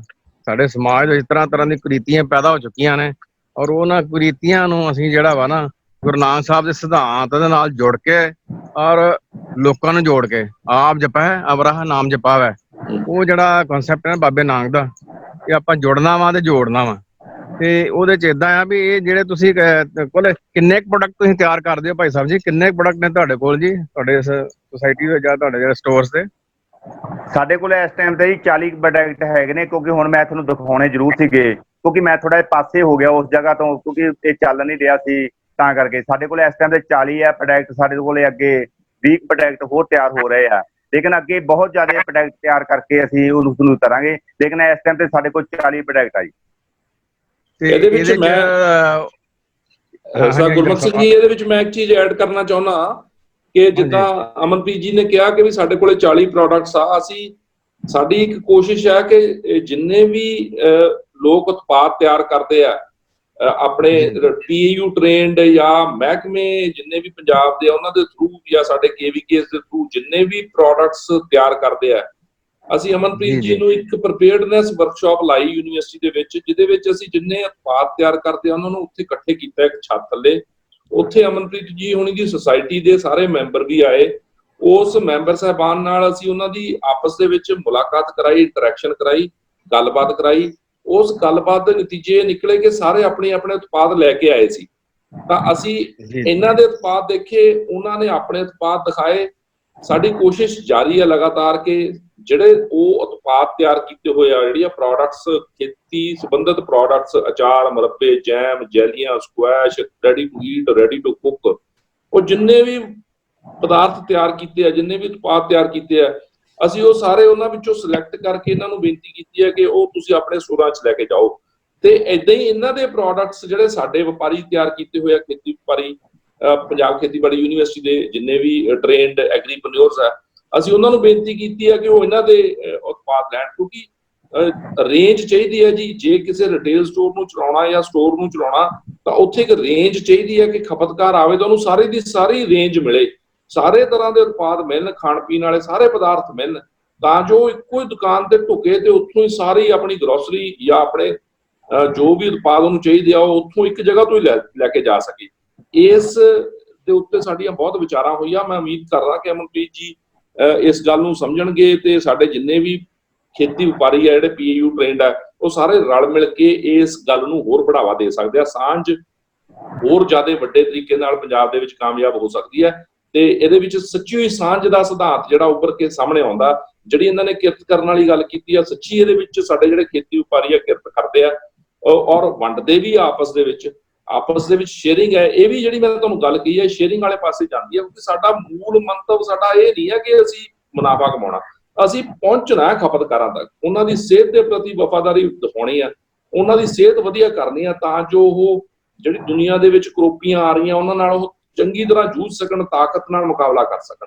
ਸੋ ਸਾਡਾ ਉਦੇਸ਼ ਇਹ ਹੈ, ਮੁਨਾਫਾ ਅਲੱਗ ਚੀਜ਼ ਹੈ, ਪਰ ਸਾਡਾ ਜ਼ਿਆਦਾ ਵੱਡਾ ਉਦੇਸ਼ ਇਹੀ ਹੈ ਕਿ ਇੱਕ ਤਾਂ ਅਸੀਂ ਇੰਪਲੋਇਮੈਂਟ ਦਈਏ ਤੇ ਦੂਜਾ ਅਸੀਂ ਲੋਕਾਂ ਨੂੰ ਸਾਰਿਆਂ ਨੂੰ ਜੋੜ ਕੇ ਭੋਜਨ ਉਪਲਬਧ ਕਰਾ ਸਕੀਏ, ਚੰਗਾ ਭੋਜਨ, ਗੁੱਡ ਐਗਰੀਕਲਚਰਲ ਪ੍ਰੈਕਟਿਸਿਸ ਜਾਰੀ ਰੱਖੋ। ਇਹ ਗੱਲ ਮੈਨੂੰ ਦੱਸਿਓ ਭਾਈ ਸਾਹਿਬ ਜੀ, ਅਮਨਪ੍ਰੀਤ ਜੀ, ਇਹ ਆਪਾਂ ਜਿਹੜੇ ਉਤਪਾਦ ਤਿਆਰ ਕਰਦੇ ਆ ਉਹਦਾ ਜਿਹੜਾ ਕੱਚਾ ਮਾਲ ਹੈ, ਅਨਾਜ ਕਲੀ ਹੈ ਨਾ, ਜੋ ਵੀ ਆਪਾਂ ਵਰਤਦੇ ਉਹਨਾਂ ਵਿੱਚ, ਉਹ ਜਿਹੜੇ ਆਪਾਂ ਕਿੱਥੋਂ ਮੰਡੀ ਚੋਂ ਕਰਦੇ ਆ, ਕਿਸਾਨਾਂ ਕੋਲ ਲੈਂਦੇ ਆ? ਅਸੀਂ ਸੁਸਾਇਟੀ ਦੇ ਮੈਂਬਰ ਬਣਾਏ ਹੋਏ ਆ, ਉਹਨਾਂ ਨੂੰ ਅਸੀਂ ਜੈਵਿਕ ਦੇ ਨਾਲ ਸ਼ੁਰੂਆਤ ਕੀਤੀ ਹੈ। ਜੈਵਿਕ ਦੇ ਨਾਲ ਅਸੀਂ ਜੋ ਵੀ ਮੈਂਬਰ ਸਾਡਾ ਬਣਦਾ ਜੋ ਸਾਡੇ ਤੋਂ ਸਮਾਨ ਲੈ ਕੇ ਜਾਂਦਾ ਹੈ, ਉਹਨਾਂ ਤੋਂ ਅਸੀਂ ਕਿੱਲਾ ਜ਼ਮੀਨ ਦਾ ਜਿਹੜਾ ਇੱਕ ਕਿੱਲਾ ਸਵਾ ਕਿੱਲਾ ਜਿਹੜਾ ਹੈ ਉਹ ਅਸੀਂ ਉਹਨਾਂ ਤੋਂ ਸੁਸਾਇਟੀ ਦੇ ਪ੍ਰਤੀ ਨਾਲ ਜੋੜਿਆ ਹੋਇਆ। ਅਸੀਂ ਉਹਨਾਂ ਤੋਂ ਪ੍ਰੋਡਕਟ ਸਮਾਨ ਕੱਚਾ ਮਾਲ ਖਰੀਦਦੇ ਹਾਂ, ਲੇਕਿਨ ਖਰੀਦ ਕੇ ਉਹਨੂੰ ਪ੍ਰੋਸੈਸਿੰਗ ਕਰਦੇ ਹਾਂ। ਲੇਕਿਨ ਨਾਲ ਸਾਡੀ ਫੀਡ ਫੈਕਟਰੀ ਵੀ ਹੈ, ਨਾਲ ਸਾਡੀ ਆਟਾ ਮਿੱਲ ਹੈ, ਨਾਲ ਸਾਡੇ ਨਾਲ ਮਸ਼ੀਨਰੀ ਗਰੁੱਪ ਬਣਾਇਆ ਹੋਇਆ। ਸਾਡਾ ਜਿਹੜਾ ਦੂਸਰਾ ਕੀ ਹੁੰਦੇ ਆ ਮਸਾਲਿਆਂ ਵਾਲਾ ਪ੍ਰੋਸੈਸਿੰਗ ਯੂਨਿਟ, ਇਹ ਸਾਰੇ ਸਾਡੇ ਆਪਦੇ ਹੀ ਲਾਏ ਆ। ਅਸੀਂ ਸਾਰੇ ਠੇਕੇ ਸਿਸਟਮ ਤੇ ਲਾਏ ਹੋਏ ਆ, ਠੇਕੇ ਤੇ ਲਿਆ ਹੋਇਆ। ਇਹ ਸੁਸਾਇਟੀ ਆਪਦਾ ਕੋਈ ਪ੍ਰੋਜੈਕਟ ਨਹੀਂ ਲਾਉਂਦੀ, ਇਹ ਸੁਸਾਇਟੀ ਠੇਕੇ ਤੇ ਲੈਂਦੀ ਆ ਹਰ ਪ੍ਰੋਡਕਟ। ਤੇ ਅਸੀਂ ਕਿਸਾਨਾਂ ਨੂੰ, ਜਿਵੇਂ ਅਸੀਂ ਪਿੰਡਾਂ ਦੇ ਵਿੱਚ ਸਟੋਰ ਖੋਲਾਂਗੇ, ਜਿਵੇਂ ਅਸੀਂ ਇਸ ਟਾਈਮ ਤੇ ਨਵੇਂ ਜਾਂ 20 ਦੇ ਵਿੱਚ ਸਾਡੇ ਫਰੀਦਕੋਟ ਤੋਂ ਹੀ ਸ਼ੁਰੂ ਕਰ ਰਹੇ ਹਾਂ, ਜਿਉਣ ਵਾਲੇ ਪਿੰਡ ਤੋਂ। ਅਸੀਂ ਉਸ ਪਿੰਡ ਦੇ ਵਿੱਚ ਗਰੁੱਪ ਬਣਾ ਕੇ ਕਿਸਾਨਾਂ ਨੂੰ, ਅਸੀਂ ਜੋ ਵੀ ਕਿਸਾਨ ਸਾਡੇ ਨਾਲ ਮੈਂਬਰ ਬਣ ਗਏ, ਉਹ ਗਰੁੱਪਿੰਗ ਦੇ ਜਦੋਂ ਸਾਡੇ ਸਟੋਰ ਦੇ ਨਾਲ ਜੁੜਨਗੇ, ਉਹ ਸਾਡੇ ਤੋਂ ਸਮਾਨ ਖਰੀਦਣਗੇ। ਅਸੀਂ ਉਹਨਾਂ ਨੂੰ ਕਿੱਲਾ 2 ਕਿੱਲੇ ਜਿਹੜੇ ਆ, ਕਿੱਲਾ ਜੋ ਵੀ ਫਸਲ ਹੈ ਸਾਨੂੰ ਅਸੀਂ ਚਾਹੀਦੀ ਹੈ, ਅਸੀਂ ਉਹਨਾਂ ਨੂੰ ਬਜਾਵਾਂਗੇ। ਉਹ ਬਜਾ ਕੇ ਉਹਨਾਂ ਨੂੰ ਫਿਰ ਅਸੀਂ ਉਹਨੂੰ ਪ੍ਰੋਸੈਸਿੰਗ ਕਰਕੇ ਉਹਦਾ ਮੰਡੀਕਰਨ ਕਰ ਰਹੇ ਹਾਂ। ਬਹੁਤ ਅੱਛਾ। ਇਹ ਜਦੋਂ ਤੁਸੀਂ ਗੱਲ ਕੀਤੀ ਜੈਵਿਕ ਦੀ ਗੱਲ ਕੀਤੀ ਆਪ ਜੀ ਨੇ, ਤੇ ਜੈਵਿਕ ਦਾ ਮਤਲਬ ਪੂਰਾ ਆਰਗੈਨਿਕਲੀ ਕਰਾਉਂਦੇ, ਵਿਦਆਊਟ ਕੈਮੀਕਲ, ਫ੍ਰੀ ਕੈਮੀਕਲ ਕਰਾਉਂਦੇ ਹੋ ਤੁਸੀਂ ਜੀ? ਉਹ ਜਿਹੜਾ 1 ਏਕੜ ਹੈ ਜੀ? ਨਹੀਂ, ਗੱਲ ਹੈ ਵੀ ਕੈਮੀਕਲ ਅਸੀਂ ਲਿਖਦੇ ਹਾਂ 50%, ਯੂਨੀਵਰਸਿਟੀ ਦੇ ਮੁਤਾਬਕ ਅਸੀਂ ਕਰਦੇ ਹਾਂ, ਲੇਕਿਨ 50% ਅਸੀਂ ਲਿਖਦੇ ਹਾਂ ਕਿਉਂਕਿ 100% ਹੋ ਨਹੀਂ ਸਕਦੀ। ਕਿਉਂਕਿ ਕਿਉਂ ਨਹੀਂ ਹੋ ਸਕਦੀ? ਵੀ ਇਸ ਕਰਕੇ ਵੀ ਅਸੀਂ ਜਿਹੜੀ ਆ ਪਾਣੀ, ਸਾਡੀ ਹਵਾ, ਹਰ ਚੀਜ਼ ਪ੍ਰਦੂਸ਼ ਹੈਗੀ ਹੈ, ਤੇ 5 ਸਾਲ ਜਿਹੜੀ ਉਹ ਹੋ ਨਹੀਂ ਸਕਦੀ। ਸਾਨੂੰ ਇਹ 2 ਸਾਲ ਹੀ ਹੋਏ ਸ਼ੁਰੂ ਕੀਤੇ ਨੂੰ, ਇਸ ਪ੍ਰੋਜੈਕਟ ਦੇ ਵਿੱਚ ਆਏ ਨੂੰ, ਲੇਕਿਨ ਅਸੀਂ ਉਸ ਨੂੰ 50% ਹੀ ਲਿਖਦੇ ਹਾਂ। ਪੀਏਯੂ ਰਿਕਮੈਂਡਡ ਜੀ, ਪੀਏਯੂ ਰਿਕਮੈਂਡਡ ਦੇ ਵਿੱਚ ਇਸ ਗਤੀਵਿਧੀ ਦੇ ਵਿੱਚ ਜਿਹੜਾ ਇਹਨਾਂ ਦਾ ਯੋਗਦਾਨ ਆ ਉਹ ਪੀਏਯੂ ਰਿਕਮੈਂਡਡ ਆ, ਕਿ ਉਹ ਜੋ ਰਿਕਮੈਂਡੇਸ਼ਨ ਦੇ ਹਿਸਾਬ ਨਾਲ ਆਲਦੋ ਆਰਗੈਨਿਕ ਸਰਟੀਫਾਈਡ ਨਹੀਂ ਹੋ ਸਕਦੀ ਕਿਉਂਕਿ ਉਹ ਬਹੁਤ ਇੱਕ ਲੰਬੀ ਪ੍ਰਕਿਰਿਆ, ਪਰ ਉਸ ਪਾਸੇ ਨੂੰ ਵੀ ਇਹ ਕਦਮ ਪੁੱਟਣ ਜਾ ਰਿਹਾ। ਅਸੀਂ ਸਲਾਹਾਂ ਕੀਤੀਆਂ, ਸਲਾਹ ਸਾਡੀ ਜਾਰੀ ਹੈ, ਆਪਸ ਦੇ ਵਿੱਚ ਸਾਡੀ ਗੱਲਬਾਤ ਜਾਰੀ ਹੈ, ਉਸ ਪਾਸੇ ਵੀ ਇਹ ਕਦਮ ਪੁੱਟਣਾ ਚਾਹੁੰਦੇ, ਪਰ ਜ਼ਿਆਦਾ ਇਹ PAU recommended till date PAU recommended ਹੀ ਕਰਦੇ। ਬਹੁਤ ਅੱਛਾ ਹੈ ਤੁਹਾਡਾ ਉਪਰਾਲਾ। ਅੱਛਾ ਹੈ ਜਿਹੜਾ ਹੈ ਨਾ ਆਰਗੈਨਿਕ ਬਹੁਤ ਔਖਾ ਨਹੀਂ ਹੈਗਾ। ਮੈਂ ਤੇ ਚਾਹਾਂਗਾ ਵੀ ਉਹਨਾਂ ਕੋ ਅਗਰ ਪ੍ਰੋਡਿਊਸ ਲੈ ਰਹੇ ਹੋ 50% ਮਤਲਬ ਉਹਦੇ ਤੇ ਕੈਮੀਕਲ ਤੇ ਕਹਿ ਲਓ ਜਾਂ ਪਿਓਰ ਰਿਕਮੈਂਡਡ ਜਿਹੜੀ ਤੁਹਾਡੀ ਹੈਗੀ ਆ ਇੰਸਟਰਕਸ਼ਨ ਮੁਤਾਬਕ, ਮੈਂ ਤੇ ਚਾਹਾਂਗਾ ਵੀ ਤੁਸੀਂ ਭਾਵੇਂ ਉਹਨਾਂ ਕੋਲ ਇੱਕ ਏਰੀਆ ਐਸਾ ਵਾ, ਇੱਕ ਨਾਲ ਏਰੀਏ ਵਿੱਚ ਤੁਸੀਂ ਟਰਾਇਲ ਕਰੋ ਆਪਣੇ ਵਿਦਆਊਟ ਕੈਮੀਕਲ। ਤੁਸੀਂ 10 ਮਰਲੇ 'ਚ ਕਰਾਓ। ਵੀ ਤੁਹਾਡੇ ਨੁਕਤੇ ਪਿਛਲੇ 7 ਸਾਲ ਤੋਂ ਕੁਦਰਤੀ ਖੇਡ ਆ, ਤੇ ਹੁਣ ਸਾਡੇ ਕੋਲ ਕੁਛ ਤਕਨੀਕਾਂ ਆ ਰਹੀਆਂ ਨੇ ਅੱਗੇ ਚੱਲ ਕੇ, ਚੀਜ਼ ਇਨਪੁਟ ਕੋਈ ਬਾਹਰੋਂ ਲਿਆਉਣਾ ਹੀ ਨਹੀਂਗਾ। ਉਹ ਸਾਰੇ ਇਨਪੁਟ ਅਸੀਂ ਆਪਣੇ ਲੈਵਲ ਤੇ ਖੇਤ 'ਚ ਤਿਆਰ ਕਰ ਰਹੇ ਆ, ਉੱਥੇ ਪਾਉਣੇ ਨੇ, ਔਰ ਉਹਨਾਂ ਨੂੰ ਕਿਸੇ ਵੀ ਕੈਮੀਕਲ ਤੋਂ ਬਿਨਾਂ ਸਾਰਾ ਕੁਝ ਕਰਨਾ ਵਾ। ਉਹਦੇ ਵਾਸਤੇ ਆਪਾਂ ਤੁਸੀਂ ਜਦੋਂ ਮਰਜ਼ੀ ਕੋਈ ਪ੍ਰੋਗਰਾਮ ਰੱਖੋ, ਆਪਾਂ ਬਹਿ ਕੇ ਗੱਲਬਾਤ ਕਰ ਸਕਦੇ ਹਾਂ। ਤੇ ਅਸੀਂ ਕਿਉਂਕਿ ਜਿਹੜੀ ਉਹ ਅਗਲੀ ਗੱਲ ਹੈ ਨਾ ਜੀ, ਦੇਖੋ ਜਿਹੜੀ ਪੀਏਯੂ ਦੀ ਗੱਲ ਹੈ ਉਹ ਬਹੁਤ ਅੱਛੀ ਆ, ਲੇਕਿਨ ਉਹ ਤੋਂ ਬਿਨਾਂ ਆਪਾਂ ਜ਼ਹਿਰ ਮੁਕਤ ਜਿਹੜਾ ਕਨਸੈਪਟ ਹੈ, ਜਿਹੜਾ ਆਰਗੈਨਿਕ ਦਾ ਕਨਸੈਪਟ ਹੈ, ਹੁਣ ਬਹੁਤ ਵੱਡੇ ਪੱਧਰ ਤੇ ਉਹਦਾ ਜਿਹੜਾ ਵਾ ਨਾ ਚਲਨ ਆ ਰਿਹਾ ਆ, ਤੇ ਆਪਾਂ ਉਸ ਪਾਸੇ ਨੂੰ ਤੁਸੀਂ ਮੂਵ ਕਰ ਰਹੇ ਹੋ। ਲੇਕਿਨ ਉੱਥੇ ਜਿੱਥੇ ਤੁਹਾਨੂੰ ਕਿਸੇ ਹੈਲਪ ਦੀ ਲੋੜ ਆਪਾਂ ਕਹਾਂਗਾ ਵੀ ਤੁਸੀਂ ਆਪਣੇ ਸਟੋਰਾਂ ਤੇ ਅਸੀਂ ਤੁਹਾਨੂੰ ਮੂਲ ਅਨਾਜ ਵੀ ਪ੍ਰੋਵਾਈਡ ਕਰਾਂਗੇ। ਮੂਲ ਅਨਾਜਾਂ ਦੀ ਵੀ ਬੜੀ ਜਿਹੜੀ ਇਸ ਵੇਲੇ ਜਿਹੜੀ ਆ ਨਾ ਇੱਕ ਲੋਕਾਂ ਦੇ ਹੋ ਰਹੇ ਨੇ, ਡਿਮਾਂਡ ਕਰ ਰਹੇ ਆ। ਤੇ ਤੁਹਾਨੂੰ ਪਤਾ ਹੋਣਾ ਵੀ ਅਸੀਂ ਪਿਛਲੇ ਕੁਝ 3 ਕੁ ਸਾਲਾਂ ਤੋਂ ਮੂਲ ਅਨਾਜਾਂ 'ਚ ਕੰਮ ਕਰ ਰਹੇ ਹਾਂ, ਔਰ ਉਹਨਾਂ 'ਚ ਅਸੀਂ ਜਿਹੜਾ ਵਾ ਨਾ ਹੁਣ ਸਾਰੇ ਪੰਜਾਬ 'ਚ ਇਸ ਸਾਲ 3500 ਕਿਸਾਨ ਤੱਕ ਜਿਹੜਾ ਵਾ ਨਾ ਉਹ ਕੋਧਰੇ ਦਾ ਬੀਜ ਫ੍ਰੀ ਆਫ ਕਾਸਟ ਪਹੁੰਚਾਇਆ ਵਾ। ਔਰ ਅਸੀਂ ਸਾਡਾ ਵੀ ਇਹੋ ਕਨਸੈਪਟ ਆ ਵੀ ਆਪਾਂ ਸਾਰੇ ਕਿਸਾਨਾਂ ਦੇ ਜਿਹੜੀ ਹੈਗੀ ਉਪਜ ਉਹਨੂੰ ਆਪਾਂ ਅਲੱਗ-ਅਲੱਗ ਜਗ੍ਹਾ ਤੇ ਜਿਹੜੇ ਨਾ ਬਣਾ ਕੇ ਪ੍ਰੋਸੈਸਿੰਗ ਯੂਨਿਟ ਆਪਣੇ ਪ੍ਰੋਸੈਸ ਕਰਨ ਤੋਂ ਬਾਅਦ ਜਿਹੜਾ ਵਾ ਨਾ ਉਹਨੂੰ ਜਿਹੜਾ ਵਾ ਨਾ ਵੇਚਿਆ ਜਾਵੇ, ਨਾ ਕਿ ਐਜ਼ ਇਟ ਇਜ਼ ਉਹਨੂੰ ਅਨਾਜ ਮਤਲਬ ਬੀਜ ਦੇ ਰੂਪ ਨਾਲ ਵੇਚਿਆ ਜਾਵੇ, ਪ੍ਰੋਸੈਸ ਕਰਕੇ ਕੰਜ਼ਿਊਮਰ ਤੱਕ ਪਹੁੰਚਾਉਣ ਦਾ ਯਤਨ ਕੀਤਾ ਜਾਵੇ, ਕਿਉਂਕਿ ਤਾਂ ਹੀ ਕਿਸਾਨ ਬਚਦਾ ਵਾ। ਹਾਂਜੀ ਸਰ ਗੁਰਮੁਖ ਸਿੰਘ ਜੀ, ਇਹ ਤੁਹਾਡੀ ਬਹੁਤ ਵਧੀਆ ਸੋਚ ਹੈ ਕਿ ਫਾਰਮ ਟੂ ਫੋਕ ਦੇ ਕੰਸੈਪਟ ਤੇ ਆਰਗੈਨਿਕ ਹੋਰ ਵੀ ਉੱਭਰ ਕੇ ਆਊਗੀ, ਕਿਉਂਕਿ ਜਿਹੜੀ ਆਰਗੈਨਿਕ ਫਾਰਮਿੰਗ ਹੈ, ਜੇ ਅਸੀਂ ਉਹਦੇ ਵਿੱਚ ਜਿਣਸ ਨੂੰ ਵੇਚ ਕੇ ਮੁਨਾਫੇ ਦੀ ਗੱਲ ਨਾ ਕਰੀਏ, ਜਿਣਸ ਨੂੰ ਵੇਚ ਕੇ ਉਹਦਾ ਇੰਨਾ ਬੈਨੀਫਿਟ ਨਹੀਂ ਹੁੰਦਾ, ਪਰ ਜਿਣਸ ਤੋਂ ਜਦੋਂ ਉਤਪਾਦ ਤਿਆਰ ਹੋ ਜਾਂਦੇ ਆ ਨੈਚੁਰਲ ਤਰੀਕੇ ਨਾਲ, ਕਿਉਂਕਿ ਜੇ ਅਸੀਂ ਉਤਪਾਦ ਵੀ ਜਿਹੜੀ ਪ੍ਰੋਸੈਸਿੰਗ ਵੀ ਆ ਉਹ ਪ੍ਰਾਇਮਰੀ ਪ੍ਰੋਸੈਸਿੰਗ ਕਰਕੇ ਵੀ ਕਈ ਵਾਰੀ ਉਤਪਾਦ ਇੰਨਾ ਵਧੀਆ ਤਿਆਰ ਹੋ ਜਾਂਦਾ ਕਿ ਉਹਦੇ ਵਿੱਚ ਵੈਲਿਊ ਐਡੀਸ਼ਨ ਵੀ ਹੋ ਜਾਂਦੀ ਹੈ, ਪਲੱਸ ਉਹ ਖਪਤਕਾਰ ਤੱਕ ਖਾਣਯੋਗ ਅਵਸਥਾ ਦੇ ਵਿੱਚ ਪਹੁੰਚ ਵੀ ਜਾਂਦਾ, ਸੋ ਉਹਦੇ ਵਿੱਚ ਬਰਬਾਦੀ ਘੱਟ ਹੁੰਦੀ ਆ। ਸੋ ਅਸੀਂ ਵੀ ਇਸ ਮੁਹਿੰਮ ਦੇ ਵਿੱਚ ਸਾਡੀ ਵੀ ਪੁਰਜੋਰ ਕੋਸ਼ਿਸ਼ ਹੈ, ਬੀਇੰਗ ਮੰਡੀਕਰਨ ਐਕਸਪਰਟ ਪੰਜਾਬ ਖੇਤੀਬਾੜੀ ਯੂਨੀਵਰਸਿਟੀ ਦਾ ਨੁਮਾਇੰਦਾ ਹੋਣ ਦੇ ਨਾਤੇ ਅਸੀਂ ਉਹਦੇ ਵਿੱਚ ਪ੍ਰੋਸੈਸਿੰਗ ਦੇ ਵਿੱਚ ਵੀ ਕੁਝ ਇਹੋ ਜਿਹੀਆਂ ਗੱਲਾਂ ਨੂੰ ਲੈ ਕੇ ਆ ਰਹੇ ਹਾਂ ਜਿਹਦੇ ਵਿੱਚ ਉਹਦੀ ਨਿਊਟ੍ਰੀਸ਼ਨਲ ਜਿਹੜੀ ਵੈਲਿਊ ਆ ਉਹ ਨਾ ਖਰਾਬ ਹੋਵੇ, ਪਲੱਸ ਉਹਦੀ ਜਿਹੜਾ ਮੁਹਾਂਦਰਾ ਨਾ ਖਰਾਬ ਹੋਵੇ ਜਿਣਸ ਦਾ, ਕਿਸੇ ਤਰੀਕੇ ਨਾਲ ਉਹਨੂੰ ਪ੍ਰਾਇਮਰੀ ਪ੍ਰੋਸੈਸਿੰਗ ਕਰਕੇ ਹੀ ਖਾਣਯੋਗ ਬਣਾਇਆ ਜਾ ਸਕੇ। ਸੋ ਇਸ ਵਾਲੇ ਪਾਸੇ ਵੀ ਅਸੀਂ ਸੋਚ ਰਹੇ ਹਾਂ, ਔਰ ਇਹਦੇ ਵਿੱਚ ਸਾਨੂੰ ਕਾਫੀ ਹੱਦ ਤੱਕ ਸਕਸੈਸ ਮਿਲ ਰਹੀ ਹੈ। ਜਿਹੜੀ ਤੁਸੀਂ ਗੱਲ ਕਹੀ ਹੈ ਕਿ ਫਾਰਮ ਟੂ ਫੋਕ ਵਾਲਾ ਕੰਸੈਪਟ ਜੇ ਆਰਗੈਨਿਕ ਦੇ ਵਿੱਚ ਵੀ ਆ ਜੇ ਤਾਂ ਇਹਦੇ ਵਿੱਚ ਬਹੁਤ ਤਰੀਕੇ ਨਾਲ ਖਪਤਕਾਰ ਜੁੜ ਸਕਦੇ ਆ, ਜ਼ਿਆਦਾ ਖਪਤਕਾਰ ਜੁੜ ਸਕਦੇ ਆ, ਕਿਉਂਕਿ ਕੋਈ ਵੀ ਗੱਲ ਡਿਮਾਂਡ ਡਰਿਵਨ ਹੀ ਹੁੰਦੀ ਹੈ ਜੀ। ਜੇ ਆਰਗੈਨਿਕ ਦੀ ਡਿਮਾਂਡ ਬੈਕ ਫਰੰਟ ਦੇ ਉੱਤੇ, ਤਾਂ ਹੀ ਬੈਕਵਰਡ ਲਿੰਕੇਜ ਦੇ ਵਿੱਚ ਉਹਦੀ ਪੈਦਾਵਾਰ ਦੀ ਅਸੀਂ ਗੱਲ ਵਧਾਉਣ ਵਾਲੇ ਪਾਸੇ ਨੂੰ ਤੁਰੇ ਹੋਏ ਆ, ਕਿਉਂਕਿ ਅਸੀਂ ਡਿਮਾਂਡ ਕ੍ਰੀਏਟ ਕਰਨੀ ਹੈ। ਕੰਜ਼ਿਊਮਰਸ ਜਦੋਂ ਮੰਗਣਗੇ ਤਾਂ ਹੀ ਅਸੀਂ ਪੈਦਾ ਕਰਕੇ ਉਹਨਾਂ ਨੂੰ ਦੇ ਸਕਦੇ ਹਾਂ। ਸੋ ਹੁਣ ਡੈਫੀਨੇਟਲੀ ਆਰਗੈਨਿਕ ਵਿੰਡੋ ਦੀ ਡਿਮਾਂਡ ਵੱਧ ਰਹੀ ਹੈ, ਪੀਏਯੂ ਰਿਕਮੈਂਡਡ ਵਿੰਡੋ ਦੀ ਡਿਮਾਂਡ ਵੱਧ ਰਹੀ ਹੈ। ਦੇਖੋ ਇਹ ਵੀ ਡਿਮਾਂਡ ਡਰਿਵਨ ਹੈ, ਪੀਏਯੂ ਰਿਕਮੈਂਡਡ ਵਿੰਡੋ ਦੀ ਡਿਮਾਂਡ ਵੀ ਜਿਹੜੀ ਆ ਬਹੁਤ ਇਨਕਰੀਜ਼ ਹੋ ਰਹੀ ਆ, ਖਪਤਕਾਰਾਂ ਦੇ ਮਨ 'ਚ ਹੁਣ ਇੱਕ ਇਹ ਵੀ ਪਲੱਸ ਪੁਆਇੰਟ, ਖਪਤਕਾਰ ਵੀ ਕੰਜ਼ਿਊਮਰ ਵੀ ਅਸੀਂ ਅਵੇਅਰ ਕਰ ਰਹੇ ਹਾਂ ਕਿ PEU ਰਿਕਮੈਂਡਡ ਵੀ ਤੁਹਾਡੀ ਸਿਹਤ ਲਈ ਬਹੁਤ ਵਫਾਦਾਰੀ ਵਾਲੀ ਜਿਹੜੀ ਗੱਲ ਹੈ ਉਹ ਬਹੁਤ ਉਸ ਗੱਲ ਤੇ ਠੋਕ ਕੇ ਪਹਿਰਾ ਦਿੰਦੀ ਹੈ। ਸੋ ਜਿਹੜੀ ਆ PEU ਰਿਕਮੈਂਡਡ ਜਿੰਨੀਆਂ ਵੀ ਸਾਡੀਆਂ ਪ੍ਰੈਕਟਿਸਿਸ ਆ, ਜਦੋਂ ਉਹ ਸਾਰੀਆਂ ਦੇ ਉੱਤੇ ਖਪਤਕਾਰਾਂ ਨੂੰ ਵੀ ਅਵੇਅਰਨੈਸ ਹੋ ਰਹੀ ਹੈ ਤਾਂ ਡੈਫੀਨੇਟਲੀ ਉਹਦੀ ਡਿਮਾਂਡ ਵੀ ਵੱਧ ਰਹੀ ਹੈ, ਆਰਗੈਨਿਕ ਵਿੰਡੋ ਦੀ ਡਿਮਾਂਡ ਵੀ ਵੱਧ ਰਹੀ ਹੈ, ਇਦਾਂ ਨੈਚੁਰਲ ਜਿਹੜੀ ਵਿੰਡੋ ਆ ਉਹਦੀ ਡਿਮਾਂਡ ਵੀ ਵੱਧ ਰਹੀ ਹੈ। ਸੋ ਅਸੀਂ ਜੇ ਮੂਲ ਰੂਪ ਦੇ ਵਿੱਚ ਵਪਾਰਕ ਮੁੱਦੇ ਦੇ ਤੌਰ ਤੇ ਦੇਖੀਏ ਤਾਂ ਤਿੰਨੋਂ ਹੀ ਵਿੰਡੋਜ਼ ਜਿਹੜੀਆਂ ਨਾ ਜੀ, ਇਹਨਾਂ ਦੀ ਡਿਮਾਂਡ ਕਾਫੀ ਵੱਧ ਰਹੀ ਆ। ਸੋ ਸਾਨੂੰ ਉਸ ਡਿਮਾਂਡ ਦੇ ਹਿਸਾਬ ਨਾਲ ਆਪਣੇ ਆਪ ਨੂੰ ਢਾਲ ਕੇ ਵਿੰਡੋਜ਼ ਜਿਹੜੀਆਂ ਹੁਣ ਐਡਜਸਟ ਕਰਕੇ ਖਪਤਕਾਰਾਂ ਤੱਕ ਢਕਾਉਣਾ ਪਊਗਾ ਸਾਰਾ ਹੀ ਉਹ ਪਦਾਰਥ ਖਾਣ ਪੀਣ ਵਾਲਾ ਜਿਹੜਾ ਉਹ ਮੰਗ ਰਹੇ ਆ। ਪ੍ਰੋਡਕਟ ਕੋਈ ਵੀ ਹੋਵੇ ਜੀ, ਇਹ ਸਾਰੀਆਂ ਪ੍ਰੋਡਕਟਸ ਨਾਲ ਹੀ ਇਹ ਤਿੰਨ ਵਿੰਡੋਜ਼ ਲਿੰਕਡ ਹੈ ਜੀ। ਸਾਰੀ ਜਿੰਟਸ ਨਾਲ ਪ੍ਰੋਡਕਟਸ ਲਿੰਕਡ ਹੈ, ਪ੍ਰੋਡਕਟਸ ਨਾਲ ਇਹ ਮਾਰਕੀਟ ਦੇ ਵਿੱਚ ਫਾਰਵਰਡ ਲਿੰਕੇਜ ਦੇ ਵਿੱਚ ਤਿੰਨ ਵਿੰਡੋਜ਼ ਲਿੰਕਡ ਹੈ। ਸੋ ਸਾਡੀ ਪੁਰਜੋਰ ਕੋਸ਼ਿਸ਼ ਹੈ ਕਿ ਅਸੀਂ ਹਰੇਕ ਵਿੰਡੋ ਦੇ ਵਿੱਚ ਜਿਹੜਾ ਇਨਸਾਨ ਆਂਦਾ ਉਸ ਨੂੰ ਵਿੰਡੋ 'ਚ ਪਰੋਨੇ ਆ ਕਿ ਤੁਸੀਂ ਆਰਗੈਨਿਕ ਚੋ ਤਾਂ ਆਰਗੈਨਿਕ 'ਚ ਓਕੇ, ਜੇ ਤੁਸੀਂ PEU ਰਿਕਮੈਂਡਡ ਚੋਂ, ਜੇ ਤੁਸੀਂ ਉਹਦੇ ਵਿੱਚ ਜੋ ਤੁਹਾਨੂੰ ਪ੍ਰੋਬਲਮ ਆਉਂਦੀ ਆ ਅਸੀਂ ਉਹਨੂੰ ਸੋਲਵ ਕਰਨ ਦੀ ਕੋਸ਼ਿਸ਼ ਕਰਦੇ ਹਾਂ। ਨੈਚੁਰਲ ਜੇ ਅਸੀਂ ਫੈਪਰੋ ਕੈਫਰੋ ਦੀ ਗੱਲ ਕਰੀਏ ਤਾਂ ਬਹੁਤ ਵੱਡਾ ਜੀ 29 ਫੈਪਰੋ ਕੈਫਰੋ ਤਲਵਾੜਾ ਸਾਡਾ ਬਹੁਤ ਵਧੀਆ ਏਰੀਆ ਜੀ, ਜਿਹੜਾ ਫੁੱਟ ਹਿਲਸ ਏਰੀਆ, ਉਹਦੇ ਵਿੱਚ ਬਹੁਤ ਅੱਛਾ ਕੰਮ ਹੋ ਰਿਹਾ ਜੀ। ਡਾਕਟਰ ਵਿਸ਼ਿਸ਼ਟ ਜੀ ਹੁਣੀ ਨੇ ਬਹੁਤ ਚੰਗੀ ਪਹਿਲ ਕੀਤੀ ਜੀ। ਕਿੱਥੇ ਜਾ ਕੇ ਉਸਤਾਦਾਂ ਨੇ ਦੇਖੋ ਕਿੰਨੇ ਵਰੇ ਪਹਿਲਾਂ ਇਹ ਗੱਲ ਸੋਚੀ ਤਾਂ ਇਹ ਗੱਲ ਤੇ ਉੱਤੇ ਪਹਿਰਾ ਦੇ ਕੇ ਉਹਨਾਂ ਨੇ ਉਹ ਵਿੰਡੋ ਇੱਕ ਇੰਨੀ ਤਕੜੀ ਤਿਆਰ ਕਰਤੀ ਕਿ ਨੈਚੁਰਲ ਪਿਕ ਸਾਡੀ ਜੰਗਲ ਦੀ ਜਿਹੜੀ ਹੈ ਉਹ ਸਾਡੀ ਇੱਕ ਬਹੁਤ ਵੱਡੀ ਸਾਡੇ ਪੰਜਾਬ ਦੀ ਖਾਸੀਅਤ ਹੈ ਜੀ। ਉਹ ਨੈਚੁਰਲ ਪਿਕ ਅਸੀਂ ਲੈ ਕੇ ਉੱਥੋਂ ਅਸੀਂ ਅਚਾਰ, ਮੁਰੱਬੇ, ਜੈਮ, ਜੈਲੀਆਂ, ਸਕੁਐਸ਼, ਹੋਰ 100 ਤਰ੍ਹਾਂ ਦੇ ਪਦਾਰਥ ਆ ਜੀ, ਮੈਂ ਗਿਣਾ ਨਹੀਂ ਸਕਦਾ, ਜਿਹੜੇ ਇਹਨਾਂ ਨੇ ਖਪਤਕਾਰਾਂ ਤੱਕ ਪਹੁੰਚਾਏ। ਤੇ ਜੇ ਸਾਡੇ ਅੱਜ ਸ਼ਮਤਾ ਬਣੀ ਹੈ ਇਸ ਵਾਇਰਸ ਨਾਲ ਲੜਨ ਦੀ ਤਾਂ ਮੈਨੂੰ ਲੱਗਦਾ ਕਿ ਉਹ ਜਿਹੜੇ 25 ਵਰੇ 30 ਵਰੇ ਪਹਿਲਾਂ ਡਾਕਟਰ ਵਿਸ਼ਿਸ਼ਟ ਹੋਣੀ ਨੇ 3 ਡਿਕੇਡ ਦਾ ਜਿਹੜਾ ਕੰਮ ਕੀਤਾ, ਉਹ ਵੱਡੀ ਟੀਮ ਹੈ ਜੀ ਇੱਕ ਬਹੁਤ, ਜਿਹੜੀ ਉਸ ਟੀਮ ਦੇ ਵਿੱਚ ਸਾਰੇ ਹੀ ਮਹਿਕਮੇ ਇਨਵੋਲਡ ਆ ਜੀ। ਖੇਤੀਬਾੜੀ ਮਹਿਕਮਾ, ਜਿੰਨੇ ਵੀ ਲਾਈਡ ਮਹਿਕਮੇ ਆ ਜੀ, ਪੰਜਾਬ ਖੇਤੀਬਾੜੀ ਯੂਨੀਵਰਸਿਟੀ, ਕੈਫਰੋ, ਫੈਪਰੋ, 29 ਈਵਨ ਮੰਡੀ ਬੋਰਡ, ਦੇਖੋ ਜੀ ਕਿੱਡਾ ਵੱਡਾ ਪ੍ਰੋਜੈਕਟ ਲਾਇਆ ਜਿਹੜਾ ਕੈਫਰੋ ਦਾ ਪ੍ਰੋਜੈਕਟ ਆ, ਜਿਹਦੇ ਵਿੱਚ ਤਰ੍ਹਾਂ ਦੇ ਜੰਗਲ ਪਿਕ ਜਿਹੜੇ ਆ ਉਹ ਆਮਲੇ ਤੋਂ ਹੀ ਜੀ 6-7 ਤਰ੍ਹਾਂ ਦੀਆਂ ਵਸਤੂਆਂ ਤਿਆਰ ਕਰਕੇ ਮੋਹਾਲੀ, ਚੰਡੀਗੜ੍ਹ, ਹੋਰ ਲਾਗਲੇ ਸ਼ਹਿਰਾਂ ਦੇ ਵਿੱਚ, ਅੰਮ੍ਰਿਤਸਰ, ਜਲੰਧਰ, ਹੁਸ਼ਿਆਰਪੁਰ, ਲੁਧਿਆਣਾ, ਸਾਰੀਆਂ ਪ੍ਰੋਡਕਟਸ ਉਹ ਮੁਹੱਈਆ ਕਰਾਈਆਂ ਜਾ ਰਹੀਆਂ ਤੇ ਲੋਕੀ ਉਹਦਾ ਭਰਪੂਰ ਫਾਇਦਾ ਉਠਾ ਰਹੇ ਆ। ਜੇ ਅੱਜ ਅਸੀਂ ਕੋਵਿਡ ਨਾਲ ਲੜ ਰਹੇ ਹਾਂ ਤਾਂ ਮੈਨੂੰ ਲੱਗਦਾ ਕਿ ਉਸ ਗੱਲ ਦਾ ਵੀ ਇੱਕ ਬਹੁਤ ਵੱਡਾ, ਉਸ ਗੱਲ ਨੂੰ ਇੱਕ ਸ਼੍ਰੇਅ ਜਾਂਦਾ ਜੀ, ਉਸ ਗੱਲ ਨੂੰ ਇੱਕ ਬਹੁਤ ਆਪਾਂ ਕਹਿ ਸਕਦੇ ਹਾਂ ਕਿ ਉਹ ਉਹਨਾਂ ਦੀ ਸੋਚ ਸੀ ਜਿਹੜੀ ਅੱਜ ਸਾਨੂੰ ਸਾਡੇ ਸਨਮੁਖ ਹੋ ਰਹੀ ਆ ਕਿ ਅਸੀਂ ਤਕੜੇ ਹੋ ਕੇ ਕੋਵਿਡ ਨਾਲ ਲੜਾਈ ਕਰ ਰਹੇ ਹਾਂ। ਸਾਡੇ ਜਿਹੜਾ ਰਿਕਵਰੀ ਰੇਟ ਆ ਬਹੁਤ ਜ਼ਿਆਦਾ ਆ। ਕਿਉਂਕਿ ਸਾਡੇ ਵਿੱਚ ਜਿਹੜੀ ਉਹ ਰੈਜ਼ਿਸਟੈਂਸ ਆ, ਜਿਹੜੀ ਸਾਡੇ ਵਿੱਚ ਲੜਨ ਦੀ ਸ਼ਮਤਾ ਵਾ ਉਹ ਜ਼ਿਆਦਾ ਹੈ। ਉਹ ਕਿਉਂਕਿ ਅਸੀਂ ਭੋਜਨ ਜਿਹੜਾ ਵਾ ਉਹ ਨੈਚੁਰਲ ਖਾਧਾ ਹੋਇਆ, ਆਰਗੈਨਿਕ ਖਾਧਾ ਹੋਇਆ ਤੇ PEU ਰਿਕਮੈਂਡਡ ਖਾਧਾ ਹੋਇਆ।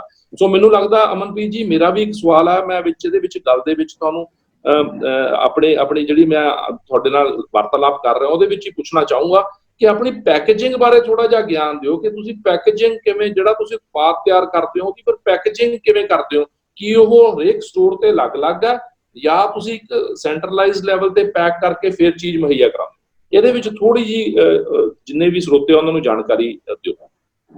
ਡਾਕਟਰ ਸਾਹਿਬ ਗੱਲ ਹੈ ਜੀ, ਅਸੀਂ ਜਿਹੜੀ ਆਪਾਂ ਅਸੀਂ ਸਟicker ਲਾ ਕੇ ਲਾਉਣੇ ਆ ਜੀ, ਸਾਡਾ ਜੋ ਸਟicker ਲੱਗਦਾ ਲੇਬਲ, ਤੁਹਾਡਾ ਲੇਬਲ ਜਿਹੜਾ ਲੈਬਲ ਸਾਡਾ ਸਟicker ਤੇ ਨਾਲ ਲਾਇਆ, ਕਿਉਂਕਿ ਉਹ ਜੇ ਇੱਕ ਦੀ ਪੈਕਿੰਗ ਕਰਾਉਣੀ ਤਾਂ ਬਹੁਤ ਮਹਿੰਗਾ ਸਿਸਟਮ ਆ, ਜਿਹੜੇ ਪੈਕਿੰਗ ਆਪਾਂ ਕਰਵਾਉਣੇ ਤਾਂ ਲੇਕਿਨ ਉਹ ਇੰਨਾ ਆਪਣੇ ਕੋਲ ਬਜਟ ਵੀ ਹੈ ਨਹੀਂਗਾ। ਲੇਕਿਨ ਅਸੀਂ ਸਟicker ਨਾਲ ਹੀ ਆਪਦਾ ਕੰਮ ਚਲਾਇਆ।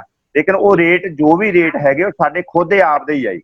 ਉੱਥੇ ਕੋਈ ਵੀ ਸਟੋਰ ਵਾਲਾ ਨਹੀਂ ਬਦਲ ਸਕਦਾ ਉਹਨੂੰ, ਰੇਟ ਕੋਈ ਵੀ ਸਟੋਰ ਵਾਲਾ ਨਹੀਂ ਬਦਲ ਸਕਦਾ, ਸਿਰਫ ਉਹ ਰੇਟ ਸਾਡੇ ਆਪ ਦਾ ਹੀ ਹੈ। ਅਸੀਂ ਉਹਦੇ ਵਿੱਚ 2 ਕੀਤੇ ਹੋਏ ਆ ਜੀ, 2 ਕਾਰਡ ਬਣਾਏ ਹੋਏ ਆ, ਇੱਕ ਵਾਈਟ ਕਾਰਡ ਬਣਾਇਆ, ਇੱਕ ਗ੍ਰੀਨ ਕਾਰਡ ਬਣਾਇਆ, ਜਿਹੜੇ ਮੈਂਬਰ ਸਾਡੇ ਬਣ ਰਹੇ, ਜੋ ਮੈਂਬਰ ਬਣ ਰਹੇ ਨੇ। ਲੇਕਿਨ ਵਾਈਟ ਕਾਰਡ ਤੇ ਅਸੀਂ 5% ਹਾਂਜੀ, ਜਿਹੜਾ ਵਾਈਟ ਕਾਰਡ ਆ ਉਸਨੂੰ ਅਸੀਂ 5% ਲੈਸ ਦੇ ਰਹੇ ਆ। ਜਿਹੜਾ ਗ੍ਰੀਨ ਕਾਰਡ ਆ ਉਸਨੂੰ ਅਸੀਂ 10% ਲੈਸ ਦੇ ਰਹੇ ਆ। ਗ੍ਰੀਨ ਕਾਰਡ ਤੇ ਵਾਈਟ ਕਾਰਡ 'ਚ ਕੀ ਫਰਕ ਆ? ਇਹ ਵਾਈਟ ਕਾਰਡ ਆ ਜਿਹੜਾ ਉਹ ਮੈਂਬਰ ਜਿਹੜੇ ਗਰੀਬ ਨੇ, ਜੋ ਛੋਟੇ ਕਿਸਾਨ ਨੇ, ਜੋ ਵੀ ਉਹ ਕੰਮ ਕਰਦੇ ਨੇ, ਉਹਨਾਂ ਨੂੰ ਵਾਈਟ ਕਾਰਡ ਦੇ ਵਿੱਚ ਜੋੜਿਆ ਹੋਇਆ। ਜਦੋਂ ਉਹਨਾਂ ਦੀ ਸੋਚ ਨੂੰ ਡਿਵੈਲਪ ਹੋ ਜਾਂਦੀ ਹੈ, ਅੱਗੇ ਵਧਣ ਦੀ ਕੋਸ਼ਿਸ਼ ਕਰਦੇ ਆ, ਉਹ ਇਹ ਆਂਦੇ ਵੀ ਸਾਨੂੰ ਇਹ ਪ੍ਰੋਡਕਟ ਬਹੁਤ ਵਧੀਆ, ਸਾਂਝ ਦਾ ਜਿਹੜਾ ਜੋ ਮਾਡਲ ਹੈ ਬਹੁਤ ਵਧੀਆ ਲੱਗਦਾ ਤੇ ਸਾਨੂੰ ਇਹਦੇ ਵਿੱਚ ਹਿੱਸੇਦਾਰੀ ਪਵਾਈ ਜਾਵੇ, ਸ਼ੇਅਰ ਪਵਾਇਆ ਜਾਵੇ ਸਾਡਾ ਵਿੱਚ। ਜਦੋਂ ਅਸੀਂ ਫਿਰ ਉਹਨੂੰ ਗ੍ਰੀਨ ਕਾਰਡ ਦੇ ਵਿੱਚ ਲੈ ਆਉਣੇ ਆ, ਗ੍ਰੀਨ ਕਾਰਡ ਦੇ ਵਿੱਚ ਲਿਆ ਕੇ ਉਸਨੂੰ ਅਸੀਂ ਜਿਹੜਾ ਉਸਨੂੰ 10% ਲੈਸ ਕਰ ਦਿੰਦੇ ਆ। ਪਹਿਲਾਂ 5 ਫਿਰ 10% ਕਰ, ਸਾਡਾ ਮਤਲਬ ਹੈ ਨਾਲ ਮਹਿੰਗਾਈ ਨੂੰ ਵੀ ਘੱਟ ਕਰਨਾ। ਓਕੇ, ਜਿਹੜਾ ਗੁੜ ਸਾਡਾ ਗੁੜ ਅਸੀਂ ਸਟੋਰਾਂ ਤੇ ਵੇਚਦੇ ਆ, ਅਸੀਂ 80 ਰੁਪਏ ਕਿਲੋ ਗੁੜ ਆ ਸਾਡਾ ਜੀ ਇਸ ਦੇ। ਇਹਦੇ ਨਾਲ ਦਾ ਹੀ ਗੁੜ ਆ ਜਿਹੜਾ ਬਾਜ਼ਾਰ ਦੇ ਵਿੱਚ 125 ਰੁਪਏ, 30 ਰੁਪਏ, 150 ਰੁਪਏ ਕਿਲੋ ਵੇਚ ਰਿਹਾ।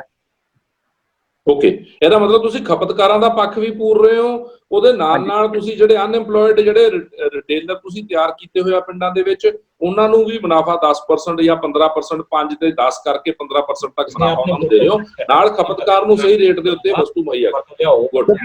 ਖਪਤਕਾਰ ਹੀ ਸਾਡਾ ਜਿਹੜਾ ਮੇਨ ਹੈਡ ਆ ਜੀ, ਉਸੇ ਤੋਂ ਹੀ ਅੱਗੇ ਅਸੀਂ ਵਧਣਾ। ਲੇਕਿਨ ਜੇ ਅਸੀਂ ਉਸੇ ਨੂੰ ਹੀ ਮਾਰ ਲਿਆ, ਫਿਰ ਅਸੀਂ ਅੱਗੇ ਜਿਹੜਾ ਉਹ ਸਾਡਾ ਜਿਹੜਾ ਸਾਂਝ ਦਾ ਜਿਹੜਾ ਪ੍ਰੋਜੈਕਟ ਨਹੀਂ ਚੱਲੂਗਾ। ਬਿਲਕੁਲ ਠੀਕ, ਬਿਲਕੁਲ ਠੀਕ। ਹਾਂਜੀ, ਹੋਰ ਕੋਈ ਸਵਾਲ ਜੀ? ਹਾਂਜੀ, ਇੱਕ ਮਿੰਟ ਜੀ। ਦਿਲਬਾਗ ਕੰਗ ਜੀ, ਮੈਂ ਅਨਮਿਊਟ ਕਰ ਰਿਹਾ ਜੀ।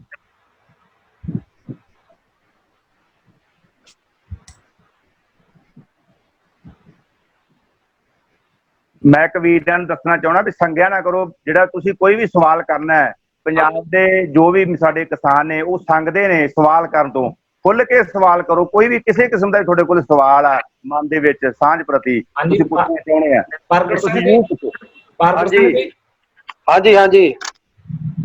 ਹਾਂਜੀ ਮੇਰਾ ਸਵਾਲ ਇਹ ਹੈ ਜੀ।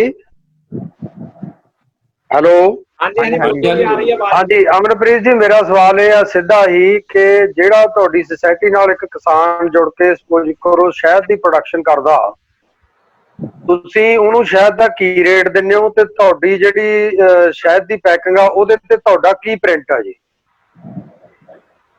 ਅਸੀਂ ਜੀ ਪ੍ਰਿੰਟ ਜਿਹੜਾ ਹੈਗਾ ਸਾਡਾ ਇਸ ਟਾਈਮ ਤੇ ਜਿਹੜਾ 300 ਰੁਪਏ ਕਿਲੋ ਆ ਜੀ।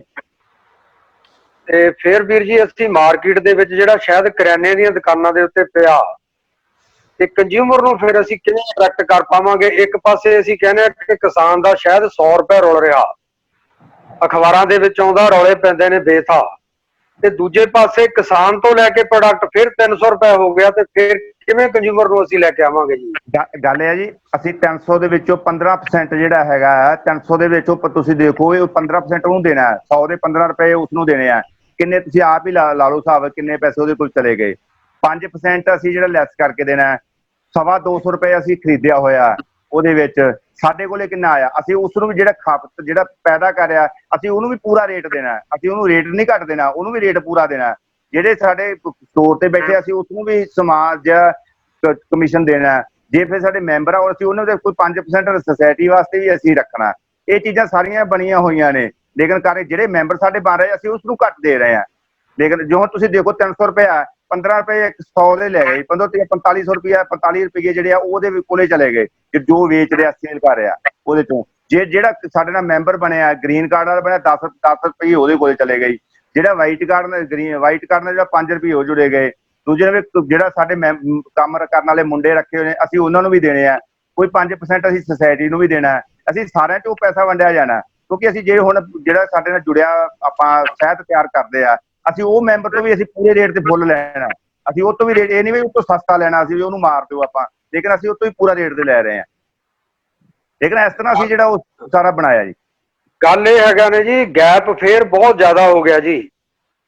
ਗੈਪ ਦੀ ਗੱਲ ਕਰ ਰਹੇ ਹਾਂ ਕਿ ਗੈਪ ਇੰਨਾ ਜ਼ਿਆਦਾ ਹੋ ਗਿਆ ਕਿ ਸਾਡਾ ਜਿਹੜਾ ਪ੍ਰੋਡਕਟ ਆ ਨਾ ਉਹਨੇ ਜਾ ਕੇ ਅਸੀਂ ਕਾਮਯਾਬ ਉਦੋਂ ਹੋਣਾ ਜਦੋਂ ਤੁਹਾਡੀ ਸੁਸਾਇਟੀ ਦਾ ਤੁਹਾਡੇ ਮਾਰਕੇ ਦਾ ਪ੍ਰੋਡਕਟ ਕੱਲੀ ਕਰਿਆਨੇ ਦੀ ਦੁਕਾਨ ਤੇ ਪਿਆ ਹੋਇਆ, ਉਸ ਦਿਨ ਜਾ ਕੇ ਅਸੀਂ ਕਾਮਯਾਬ ਹੋਣਾ। ਤੇ ਜਿੰਨਾ ਚਿਰ ਇਹਦੇ ਵਿੱਚ ਗੈਪ ਨਹੀਂ ਘਟਦਾ ਹੈਗਾ, ਜਿੰਨਾ ਚਿਰ ਮੀਡੀਏਟਰ ਦਾ ਤਾਂ ਅਸੀਂ ਰੌਲਾ ਪਾਉਣੇ ਆ ਕਿ ਮੀਡੀਏਟਰ ਨੂੰ ਬਾਹਰ ਕਰੋ, ਕਿਸਾਨ ਦਾ ਪ੍ਰੋਡਕਟ ਸਿੱਧਾ ਕੰਜ਼ਿਊਮਰ ਦੇ ਘਰੇ ਜਾਵੇ।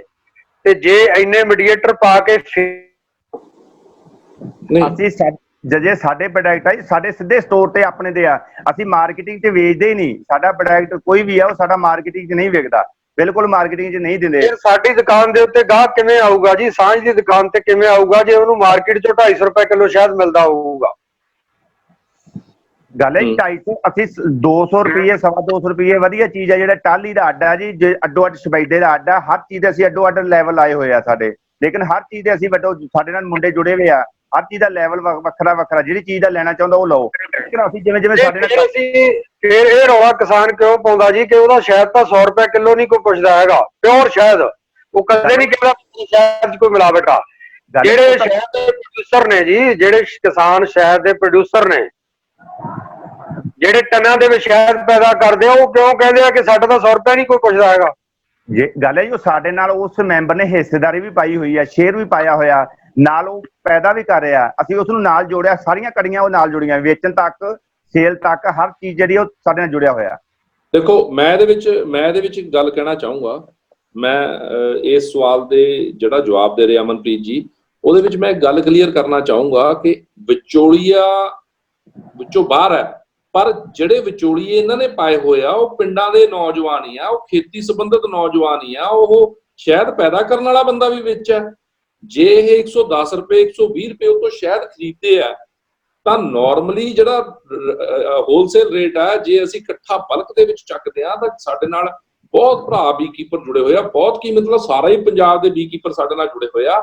ਉਹ ਤਾਂ ਇੱਥੋਂ ਤੱਕ ਕਹਿੰਦੇ ਆ ਕਿ 75 ਰੁਪਏ ਵੀ ਨਹੀਂ ਪੁੱਛਦੇ। ਜਿਹੜੀ ਤੁਸੀਂ ਗੱਲ ਕੀਤੀ 100 ਰੁਪਏ ਵਾਲੀ, ਜੇ ਤੁਸੀਂ 110 120 ਨੂੰ ਵੀ ਉਹਨਾਂ ਦਾ ਸ਼ਹਿਦ ਚੱਕੋ ਪਲੱਸ ਉਹਨੂੰ ਆਪ ਵੀ ਵਿੱਚ ਮੈਂਬਰ ਬਣਾਓ ਤਾਂ ਜਿਹੜਾ ਉਹਦਾ ਬੋਨਸ ਵੀ ਤਾਂ ਉਹਨੂੰ ਮੁੜਨਾ ਨਾ। ਤੁਸੀਂ ਜਿੱਦਾਂ ਤੁਸੀਂ ਦੱਸ ਰਹੇ ਹੋ ਕਿ 5-10 ਰੁਪਏ ਉਹਨੂੰ ਵੀ ਵਾਪਸ ਮੁੜਦੇ ਆ। ਮਾਰਕੀਟ ਰੇਟ ਨਾਲੋਂ ਜਿਹੜਾ ਹੋਲਸੇਲ ਰੇਟ ਆ ਉਹ ਤੋਂ ਜ਼ਿਆਦਾ ਖਰੀਦਦੇ ਆ। ਫਿਰ ਜਿਹੜਾ ਸਾਂਝ ਸੁਸਾਇਟੀ 'ਚ ਜਦੋਂ ਪਹੁੰਚ ਗਿਆ, ਜਿਹੜਾ ਉਹ ਬੰਦਾ ਜਿਹੜਾ ਸਾਂਝ ਸੁਸਾਇਟੀ ਦਾ ਮੈਂਬਰ ਬਣਿਆ ਉਹ ਵੀ ਪਿੰਡ ਦਾ ਹੀ ਨੌਜਵਾਨ ਹੈ ਜੀ, ਵਿਚੋਲੀਆ ਨਹੀਂ ਹੈ ਜੀ, ਉਹਨੂੰ ਪਿੰਡ ਦਾ ਨੌਜਵਾਨ ਸਮਝੋ। ਉਹਨੂੰ ਵੀ 15% 45 ਰੁਪਏ ਜੀ ਉਹਨੂੰ ਜਾਣੇ ਆ, ਫਿਰ 5% ਸੁਸਾਇਟੀ ਨੂੰ ਜਾਣਾ ਜੀ, ਤਾਂ 15 ਰੁਪਏ ਸੁਸਾਇਟੀ ਨੂੰ ਚਲੋਗੇ ਜੇ 300 ਰੁਪਇਆ ਰੇਟ ਆ। ਸੋ ਕੁੱਲ ਮਿਲਾ ਕੇ ਦੇਖੋ ਤੁਹਾਡਾ ਸਵਾਲ ਬਿਲਕੁਲ ਠੀਕ ਹੈ। ਉਹਦੇ ਜਵਾਬ ਦੇ ਵਿੱਚ ਵਿਚੋਲੀਆ ਜਿਹੜਾ ਗੈਰ ਖੇਤੀ ਵਪਾਰੀ ਉਹ ਤਾਂ ਨਿਕਲ ਗਿਆ, ਪਰ ਜਿਹੜੇ ਪਿੰਡ ਦੇ ਨੌਜਵਾਨ ਇਕੱਠੇ ਹੋ ਗਏ 5% ਸਾਂਝ ਕੋਲੇ ਆ ਗਿਆ। ਫਿਰ ਉਸ ਤੋਂ ਬਾਅਦ ਜੇ ਉਹਨੇ ਪੈਸਾ ਪਾਇਆ ਹੋਇਆ ਉਸ ਸ਼ਹਿਦ ਦੇ ਵਪਾਰੀ ਨੇ ਤਾਂ ਪੈਸੇ ਦਾ ਮੁੱਲ ਵੀ ਉਹਨੂੰ ਮੁੜਨਾ। ਜਿੱਦਾਂ ਇਹਨਾਂ ਨੇ ਜਿਹੜਾ ਇਹਨਾਂ ਦਾ ਇੱਕ ਹੋਰ ਕਨਸੈਪਟ ਵੀ ਹੈ, ਜਿਹੜਾ ਇਹਨਾਂ ਨੇ ਗੱਲ ਸ਼ੇਅਰ ਨਹੀਂ ਕੀਤੀ ਕਿ ਮੁੜ ਕੇ ਉਹਨੂੰ ਪਾਰਟਨਰ ਵੀ ਬਣਾ ਲੈਂਦੇ ਆ। ਜਦੋਂ ਉਹ ਰਿਟੇਲ ਸਟੋਰ ਖੋਲਦਾ ਉਹਨੂੰ ਪਾਰਟਨਰ ਵੀ ਬਣਾਉਂਦੇ। ਇਦਾਂ ਸ਼ਹਿਦ ਦੇ ਵਪਾਰੀ ਵੀ ਪਾਰਟਨਰ ਬਣ ਸਕਦੇ ਆ। ਉਹ ਆਪਣਾ ਸ਼ਹਿਦ ਤਾਂ ਉੱਥੇ ਵੇਚਣਗੇ ਇਹਨਾਂ ਵੱਲੋਂ ਤਿਆਰ ਕੀਤਾ ਹੋਇਆ, ਉਹ ਹੋਰ ਵਸਤਾਂ ਵੀ ਵੇਚ ਸਕਦੇ ਆ। ਸੋ ਕੁੱਲ ਮਿਲਾ ਕੇ ਜੇ ਦੇਖੀਏ ਤਾਂ ਵਿਚੋਲੀਆ ਦੇ ਵਿੱਚੋਂ ਐਲੀਮੀਨੇਟ ਤਾਂ ਹੋਇਆ, ਪਰ ਉਹਦੀ ਜਗ੍ਹਾ ਤੇ ਜਿਹੜੇ ਦੂਜੇ ਇਨਸਾਨ ਆਏ ਆ ਉਹ ਖੇਤੀਬਾੜੀ ਵਾਲੇ ਇਨਸਾਨ ਹੀ ਆਏ ਆ, ਉਹ ਪਿੰਡਾਂ ਦੇ ਨੌਜਵਾਨ ਮੁੰਡੇ ਹੀ ਆਏ ਆ। ਰੋਜ਼ਗਾਰ ਮਿਲ ਗਿਆ ਉਹਨਾਂ ਨੂੰ, ਪਲੱਸ ਉਹਨਾਂ ਨੂੰ ਥੋੜਾ ਥੋੜਾ ਮੁਨਾਫਾ ਮਿਲਣਾ ਸ਼ੁਰੂ ਹੋ ਗਿਆ। ਪਲੱਸ ਇਹ ਸਾਰਾ ਜਿਹੜਾ ਐਂਡ 'ਚ ਮੁਨਾਫਾ, ਅਮਨਪ੍ਰੀਤ ਜੀ ਉਹ ਜ਼ਰੂਰ ਦੱਸੋ ਕਿ ਜਿਹੜਾ ਐਂਡ ਦੇ ਵਿੱਚ ਸੁਸਾਇਟੀ ਨੂੰ ਸਾਰਾ ਮੁਨਾਫਾ ਹੋਇਆ ਤੁਸੀਂ ਮੈਂਬਰਾਂ ਤੱਕ ਕਿਵੇਂ ਵੰਡਦੇ ਹੋ। ਫਿਰ ਇਸ ਸਵਾਲ ਦਾ ਜਵਾਬ ਬਿਲਕੁਲ ਕੰਪਲੀਟ ਹੋਊਗਾ ਕਿ ਜੇ ਤੁਸੀਂ ਮੁਨਾਫਾ ਕਮਾਉਂਦੇ ਵੀ ਹੋ ਮੁੜ ਕੇ ਤੁਸੀਂ ਉਹਨੂੰ ਵੰਡਦੇ ਕਿਵੇਂ ਹੋ। ਇਸ ਗੱਲ ਬਾਰੇ ਥੋੜਾ ਜਿਹਾ ਖੁਲਾਸਾ ਕਰੋਗੇ ਤਾਂ ਗੱਲ ਕਲੀਅਰ ਹੋਊਗੀ ਕਿ ਮੁਨਾਫਾ ਤੁਹਾਡੀ ਜੇਬ 'ਚ ਨਹੀਂ ਜਾਂਦਾ, ਮੁਨਾਫਾ ਸੁਸਾਇਟੀ ਦੇ ਸਾਰੇ ਮੈਂਬਰਸ ਨੂੰ ਵੰਡਿਆ ਜਾਂਦਾ। ਉਹ ਗੱਲ ਬਾਰੇ ਦੱਸੋ। ਗੱਲ ਹੈ ਜੀ, ਜਿਵੇਂ ਬਾਈ ਜੀ ਨੇ ਗੱਲ ਕੀਤੀ ਹੈ ਸ਼ਹਿਦ ਵਾਲਾ ਜੋ ਸ਼ਹਿਦ ਤਿਆਰ ਹੈ ਉਹ ਸਾਡੀ ਸੁਸਾਇਟੀ ਦਾ ਮੈਂਬਰ ਹੈ, ਪਹਿਲਾ ਨੰਬਰ ਪਰਿਵਾਰਕ ਮੈਂਬਰ ਹੈ। ਦੂਜੇ ਨੰਬਰ ਤੇ ਉਸਨੇ ਜਿਵੇਂ 50,000 ਰੁਪਏ ਇਹਦੇ ਵਿੱਚ ਸ਼ੇਅਰ ਪਾ ਦਿੱਤਾ, ਨਾਲ ਹੀ ਉਸ ਦੇ ਪਰਿਵਾਰ ਦੇ ਇੱਕ ਜੀ ਨੂੰ ਅਸੀਂ ਨੌਕਰੀ ਵੀ ਦੇ ਦਿੱਤੀ। ਉਸ ਦੇ ਨਾਲ ਅਸੀਂ ਉਹਨੂੰ ਨੌਕਰੀ ਵੀ ਦੇ ਦਿੱਤੀ, ਉਹ ਜੋ ਆਪਾਂ 10,000 ਰੁਪਏ ਉਸਨੂੰ ਨੌਕਰੀ ਵੀ ਦੇ ਰਹੇ ਹਾਂ। ਤੀਸਰੇ ਨੰਬਰ ਤੇ ਅਸੀਂ ਉਸ ਨੂੰ ਜਦੋਂ 31 ਮਾਰਚ ਹੋ ਜਾਂਦੀ ਹੈ ਸਾਲ ਬਾਅਦ ਸਾਡਾ ਜੋ ਵੀ ਮੁਨਾਫਾ ਆਉਂਦਾ ਹੈ, ਜਿੰਨੇ ਵੀ ਸਾਡੇ ਨਾਲ ਕਿਸਾਨ ਜੁੜੇ ਨੇ, ਭਲਾ ਉਹ ਸਟੋਰਾਂ ਵਾਲੇ ਨੇ, ਭਲਾ ਉਹ ਗ੍ਰੀਨ ਕਾਰਡ ਵਾਲੇ ਨੇ, ਭਲਾ ਉਹ ਦੂਸਰੇ ਕੋਈ ਵੀ ਨੇ, ਅਸੀਂ ਉਹਨਾਂ 'ਚ 50% ਸੁਸਾਇਟੀ ਨੂੰ ਦੇ ਦਿੰਦੇ ਹਾਂ। 50% ਜਿਹੜਾ ਹੈਗਾ ਉਹ ਅਸੀਂ ਉਹਨਾਂ ਸਾਰਿਆਂ ਤੇ ਹੀ ਵੰਡ ਦਿੰਦੇ ਹਾਂ। ਜੋ ਵੀ ਪੈਸੇ ਹੁੰਦੇ, ਕਿਸੇ ਨੇ ਲੱਖ ਪਾਇਆ, ਕਿਸੇ ਨੇ 10,000 ਪਾਇਆ, ਕਿਸੇ ਨੇ 20,000 ਪਾਇਆ, ਕਿਸੇ ਨੇ 50,000 ਪਾਇਆ, ਕਿਸੇ ਨੇ 70 ਪਾਇਆ, ਕਿਸੇ ਨੇ 2 ਲੱਖ ਪਾਇਆ, ਕਿਸੇ ਨੇ 1,000 ਪਾਇਆ, ਲੇਕਿਨ ਉਹ ਅਸੀਂ ਸਾਰਿਆਂ ਤੇ ਹੀ ਵੰਡ ਦਿੰਦੇ ਹਾਂ ਜੀ। ਉਹਨੂੰ ਵੰਡ ਕੇ ਜਿਹੜਾ ਕਿ ਜਿਸ ਹਿਸਾਬ ਨਾਲ ਇਨਵੈਸਟਮੈਂਟ ਹੋਈ ਆ ਉਸ ਹਿਸਾਬ ਨਾਲ ਹੀ ਤੁਸੀਂ ਮੁਨਾਫਾ ਜਿਹੜਾ ਵੰਡ ਦਿੰਦੇ ਹੋ। ਜਿਹਦਾ 2% ਸ਼ੇਅਰ ਆ ਉਹਨੂੰ 2% ਚਲੇ ਜਾਂਦਾ, ਜਿਹਦਾ 5% ਸ਼ੇਅਰ ਆ ਉਹਨੂੰ 5% ਚਲੇ, ਠੀਕ ਹੈ, 5% ਚਲਾ ਜਾਂਦਾ ਜੀ। ਲੇਕਿਨ ਇਹਦੇ 'ਚ ਉਹਦੇ ਉਸੇ ਪਰਿਵਾਰ ਦੇ ਜੀ ਨੂੰ ਇੱਕ ਨੌਕਰੀ ਮਿਲਦੀ ਹੈ, ਜੌਬ ਮਿਲਦੀ ਹੈ, ਨੌਕਰੀ ਵੀ ਉਸੇ ਪਰਿਵਾਰ ਨੂੰ ਮਿਲਦੀ ਹੈ। ਬਿਲਕੁਲ। ਹੁਣ ਤੁਹਾਡੇ ਸਵਾਲ ਦਾ ਜਵਾਬ ਕਾਫੀ ਕਲੀਅਰ ਹੋਇਆ ਜੀ। ਜੇ ਫੇਰ ਵੀ ਕੋਈ ਸ਼ੰਕਾ ਤਾਂ ਪੁੱਛ ਲਓ ਜੀ। ਹਾਂਜੀ, ਮੇਰੀ ਸਿੱਧੀ ਹੋਈ ਸ਼ੰਕਾ ਇਹ ਹੈਗੀ ਆ ਜੀ ਕਿ ਜਦੋਂ ਕਿਸਾਨ ਕਹਿੰਦਾ ਵੀ ਮੇਰਾ ਇੱਕ ਪ੍ਰੋਡਕਟ ਰੋਲਦਾ ਤੇ ਕੰਜ਼ਿਊਮਰ ਸੋਚਦਾ ਵੀ ਯਾਰ ਇਹਦਾ ਪ੍ਰੋਡਕਟ ਰੋਲਦਾ ਤੇ ਮੈਂ ਖਰੀਦਾਂ, ਮੈਂ ਇਹਦੇ ਨਾਲ ਸਿੱਧਾ ਜੁੜਾਂ, ਲੇਕਿਨ ਉੱਥੇ ਜੇ 100 ਰੁਪਏ ਵਾਲੀ ਚੀਜ਼ ਕੰਜ਼ਿਊਮਰ ਤੱਕ ਫਿਰ 300 ਦੀ ਪਹੁੰਚੀ। ਇਹ ਸਵਾਲ ਮੇਰੇ ਦਿਮਾਗ ਚੋਂ ਨਹੀਂ ਨਿਕਲਿਆ ਜੀ ਕਿ ਕਿਸ ਤਰ੍ਹਾਂ ਅਸੀਂ ਕੰਜ਼ਿਊਮਰ ਨੂੰ ਆਪਣੇ ਨਾਲ ਜੋੜਾਂਗੇ ਤੇ ਕਿਸ ਤਰ੍ਹਾਂ ਉਹ 100 ਰੁਪਏ ਵਾਲੇ ਕਿਸਾਨ ਦਾ ਜਿਹੜਾ ਹੱਕ ਹੈ। ਤੁਹਾਡੀ ਗੱਲ ਬਿਲਕੁਲ ਠੀਕ ਹੈ, ਪਰ ਜੇ ਇਹਦੇ ਵਿੱਚ ਵੀ ਪੜਾਅ ਦੇ ਵਿੱਚ ਜੇ ਇਸ ਪੜਾਅ ਦੇ ਵਿੱਚ ਵੀ ਦੇਖੀ ਤਾਂ ਸਾਡੇ ਤੱਕ 300 ਰੁਪਏ 'ਚ ਨਹੀਂ ਪਹੁੰਚਦਾ। ਮੈਂ ਤੁਹਾਨੂੰ ਅਸਲੀਅਤ ਦੱਸਣਾ ਚਾਹੁੰਦਾ, ਸਾਡੇ 'ਚ 380 ਤੱਕ 375 ਤੱਕ ਪਹੁੰਚਦਾ, ਪਰ ਇਸ ਮਾਡਲ ਨਾਲ ਸਾਡੇ 'ਚ 300 ਤੱਕ ਪਹੁੰਚਣ ਲੱਗ ਗਿਆ, 290 ਤੱਕ ਪਹੁੰਚਣ ਲੱਗ ਗਿਆ। ਇਹ ਵੀ ਇੱਕ ਬਹੁਤ ਵੱਡਾ ਖਲਾ ਇਹਨਾਂ ਨੇ ਦੂਰ ਕਰ ਲਿਆ ਇਸ ਮਾਡਲ ਦੇ ਨਾਲ।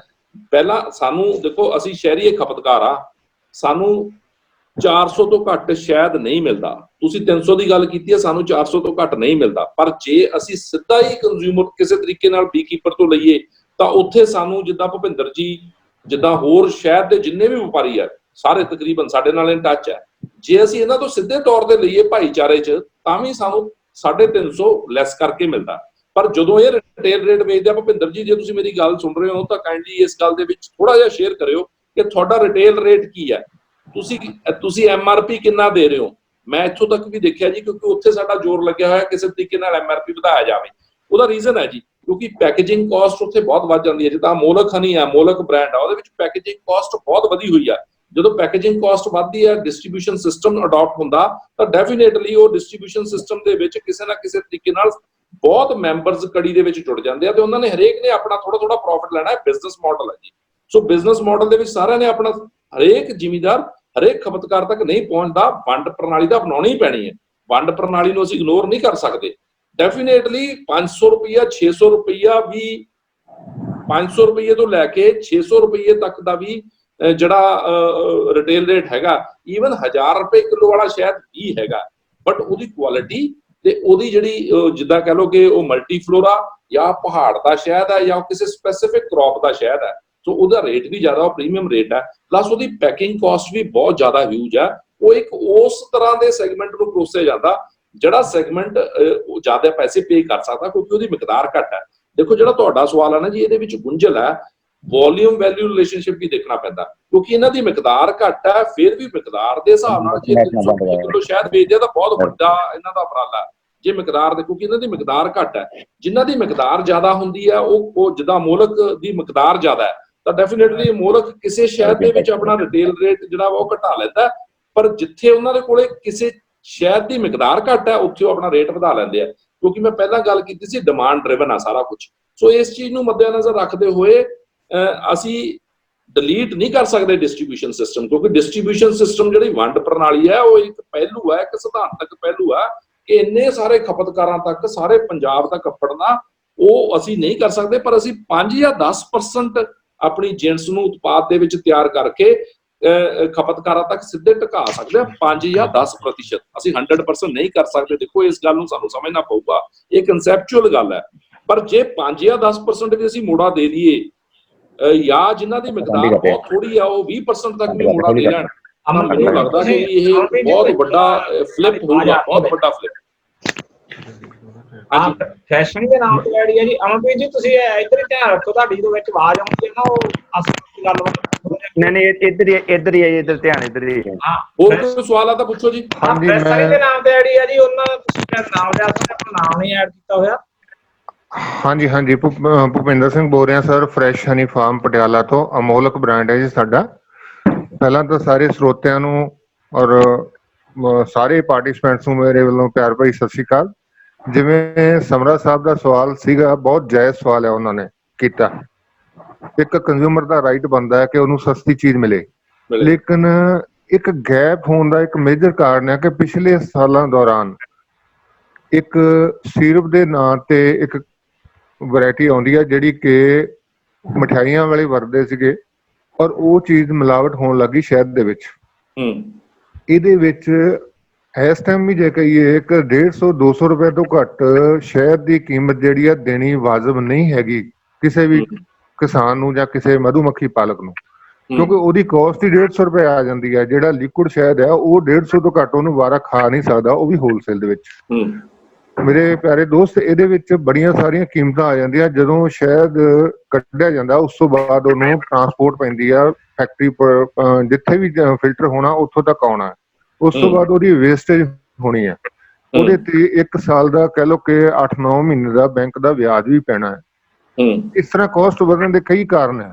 ਫਿਰ ਉਹਦੇ ਚੋਂ ਕੁਛ 8 ਤੋਂ 10% ਸ਼ਹਿਦ ਜਿਹੜਾ ਖਰਾਬ ਹੋ ਜਾਂਦਾ, ਜਿਹੜਾ ਖਾਣਯੋਗ ਨਹੀਂ ਰਹਿੰਦਾ, ਉਹਨੂੰ ਸਾਨੂੰ 30-40 ਰੁਪਏ ਕਿਲੋ ਵੇਚਣਾ ਪਏਗਾ ਜਾਂ ਉਹਨੂੰ ਮਧੂਮੱਖੀ ਨੂੰ ਪਾਉਣਾ ਪਏਗਾ। ਉਹ ਵੀ ਵੇਸਟੇਜ ਕੰਜ਼ਿਊਮਰ ਤੇ ਹੀ ਪੈਣੀ ਹੈ।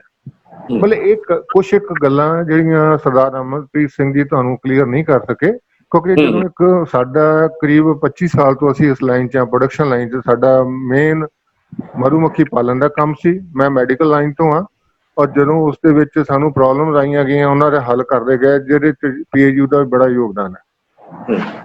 ਔਰ ਇਹਦੇ 'ਚ ਮਤਲਬ ਬਹੁਤ ਸਾਰੇ ਫੈਕਟਰ ਨੇ ਜਿਹੜੀ ਆਪਾਂ ਕੰਜ਼ਿਊਮਰ ਨੂੰ ਨਹੀਂ ਪਤਾ ਹੁੰਦਾ।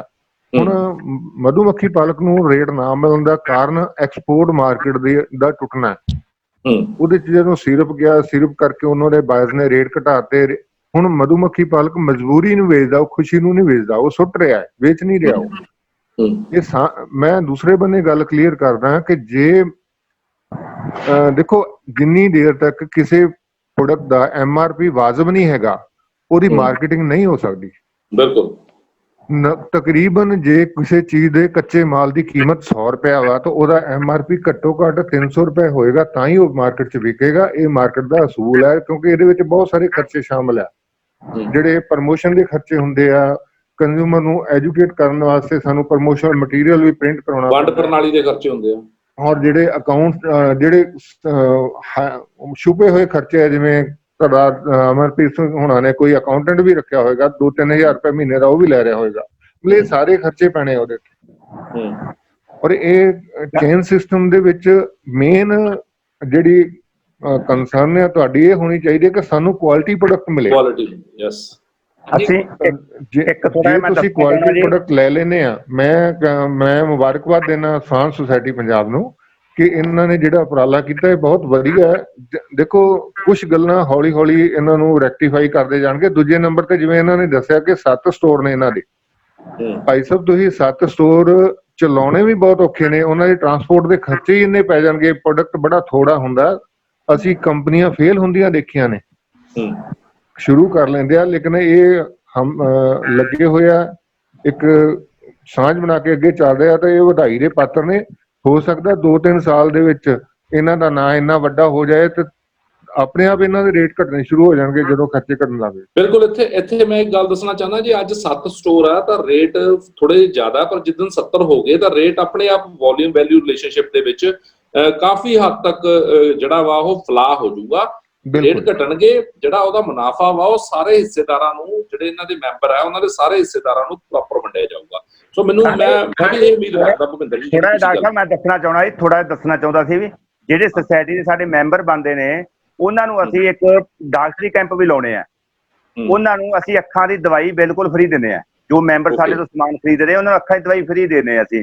ਜਿਹੜੀ ਦੂਸਰੀ ਦਵਾਈ ਜੇ ਉਹ ਬਾਜ਼ਾਰ ਦੇ ਵਿੱਚ 2000 ਰੁਪਏ ਦੀ ਬਜਾਏ ਦਵਾਈ ਲੈਂਦੇ ਨੇ ਉਹ ਬਾਜ਼ਾਰ ਦੇ ਵਿੱਚ, ਅਸੀਂ ਉਹਨਾਂ ਨੂੰ 800 ਰੁਪਏ ਦੀ ਦਿੰਦੇ ਆ। ਜੋ ਕਸਟਮਰ ਸਾਡੇ ਤੋਂ 15 ਦਿਨਾਂ ਤੋਂ ਕੈਂਪ ਲੱਗਦੇ ਆ।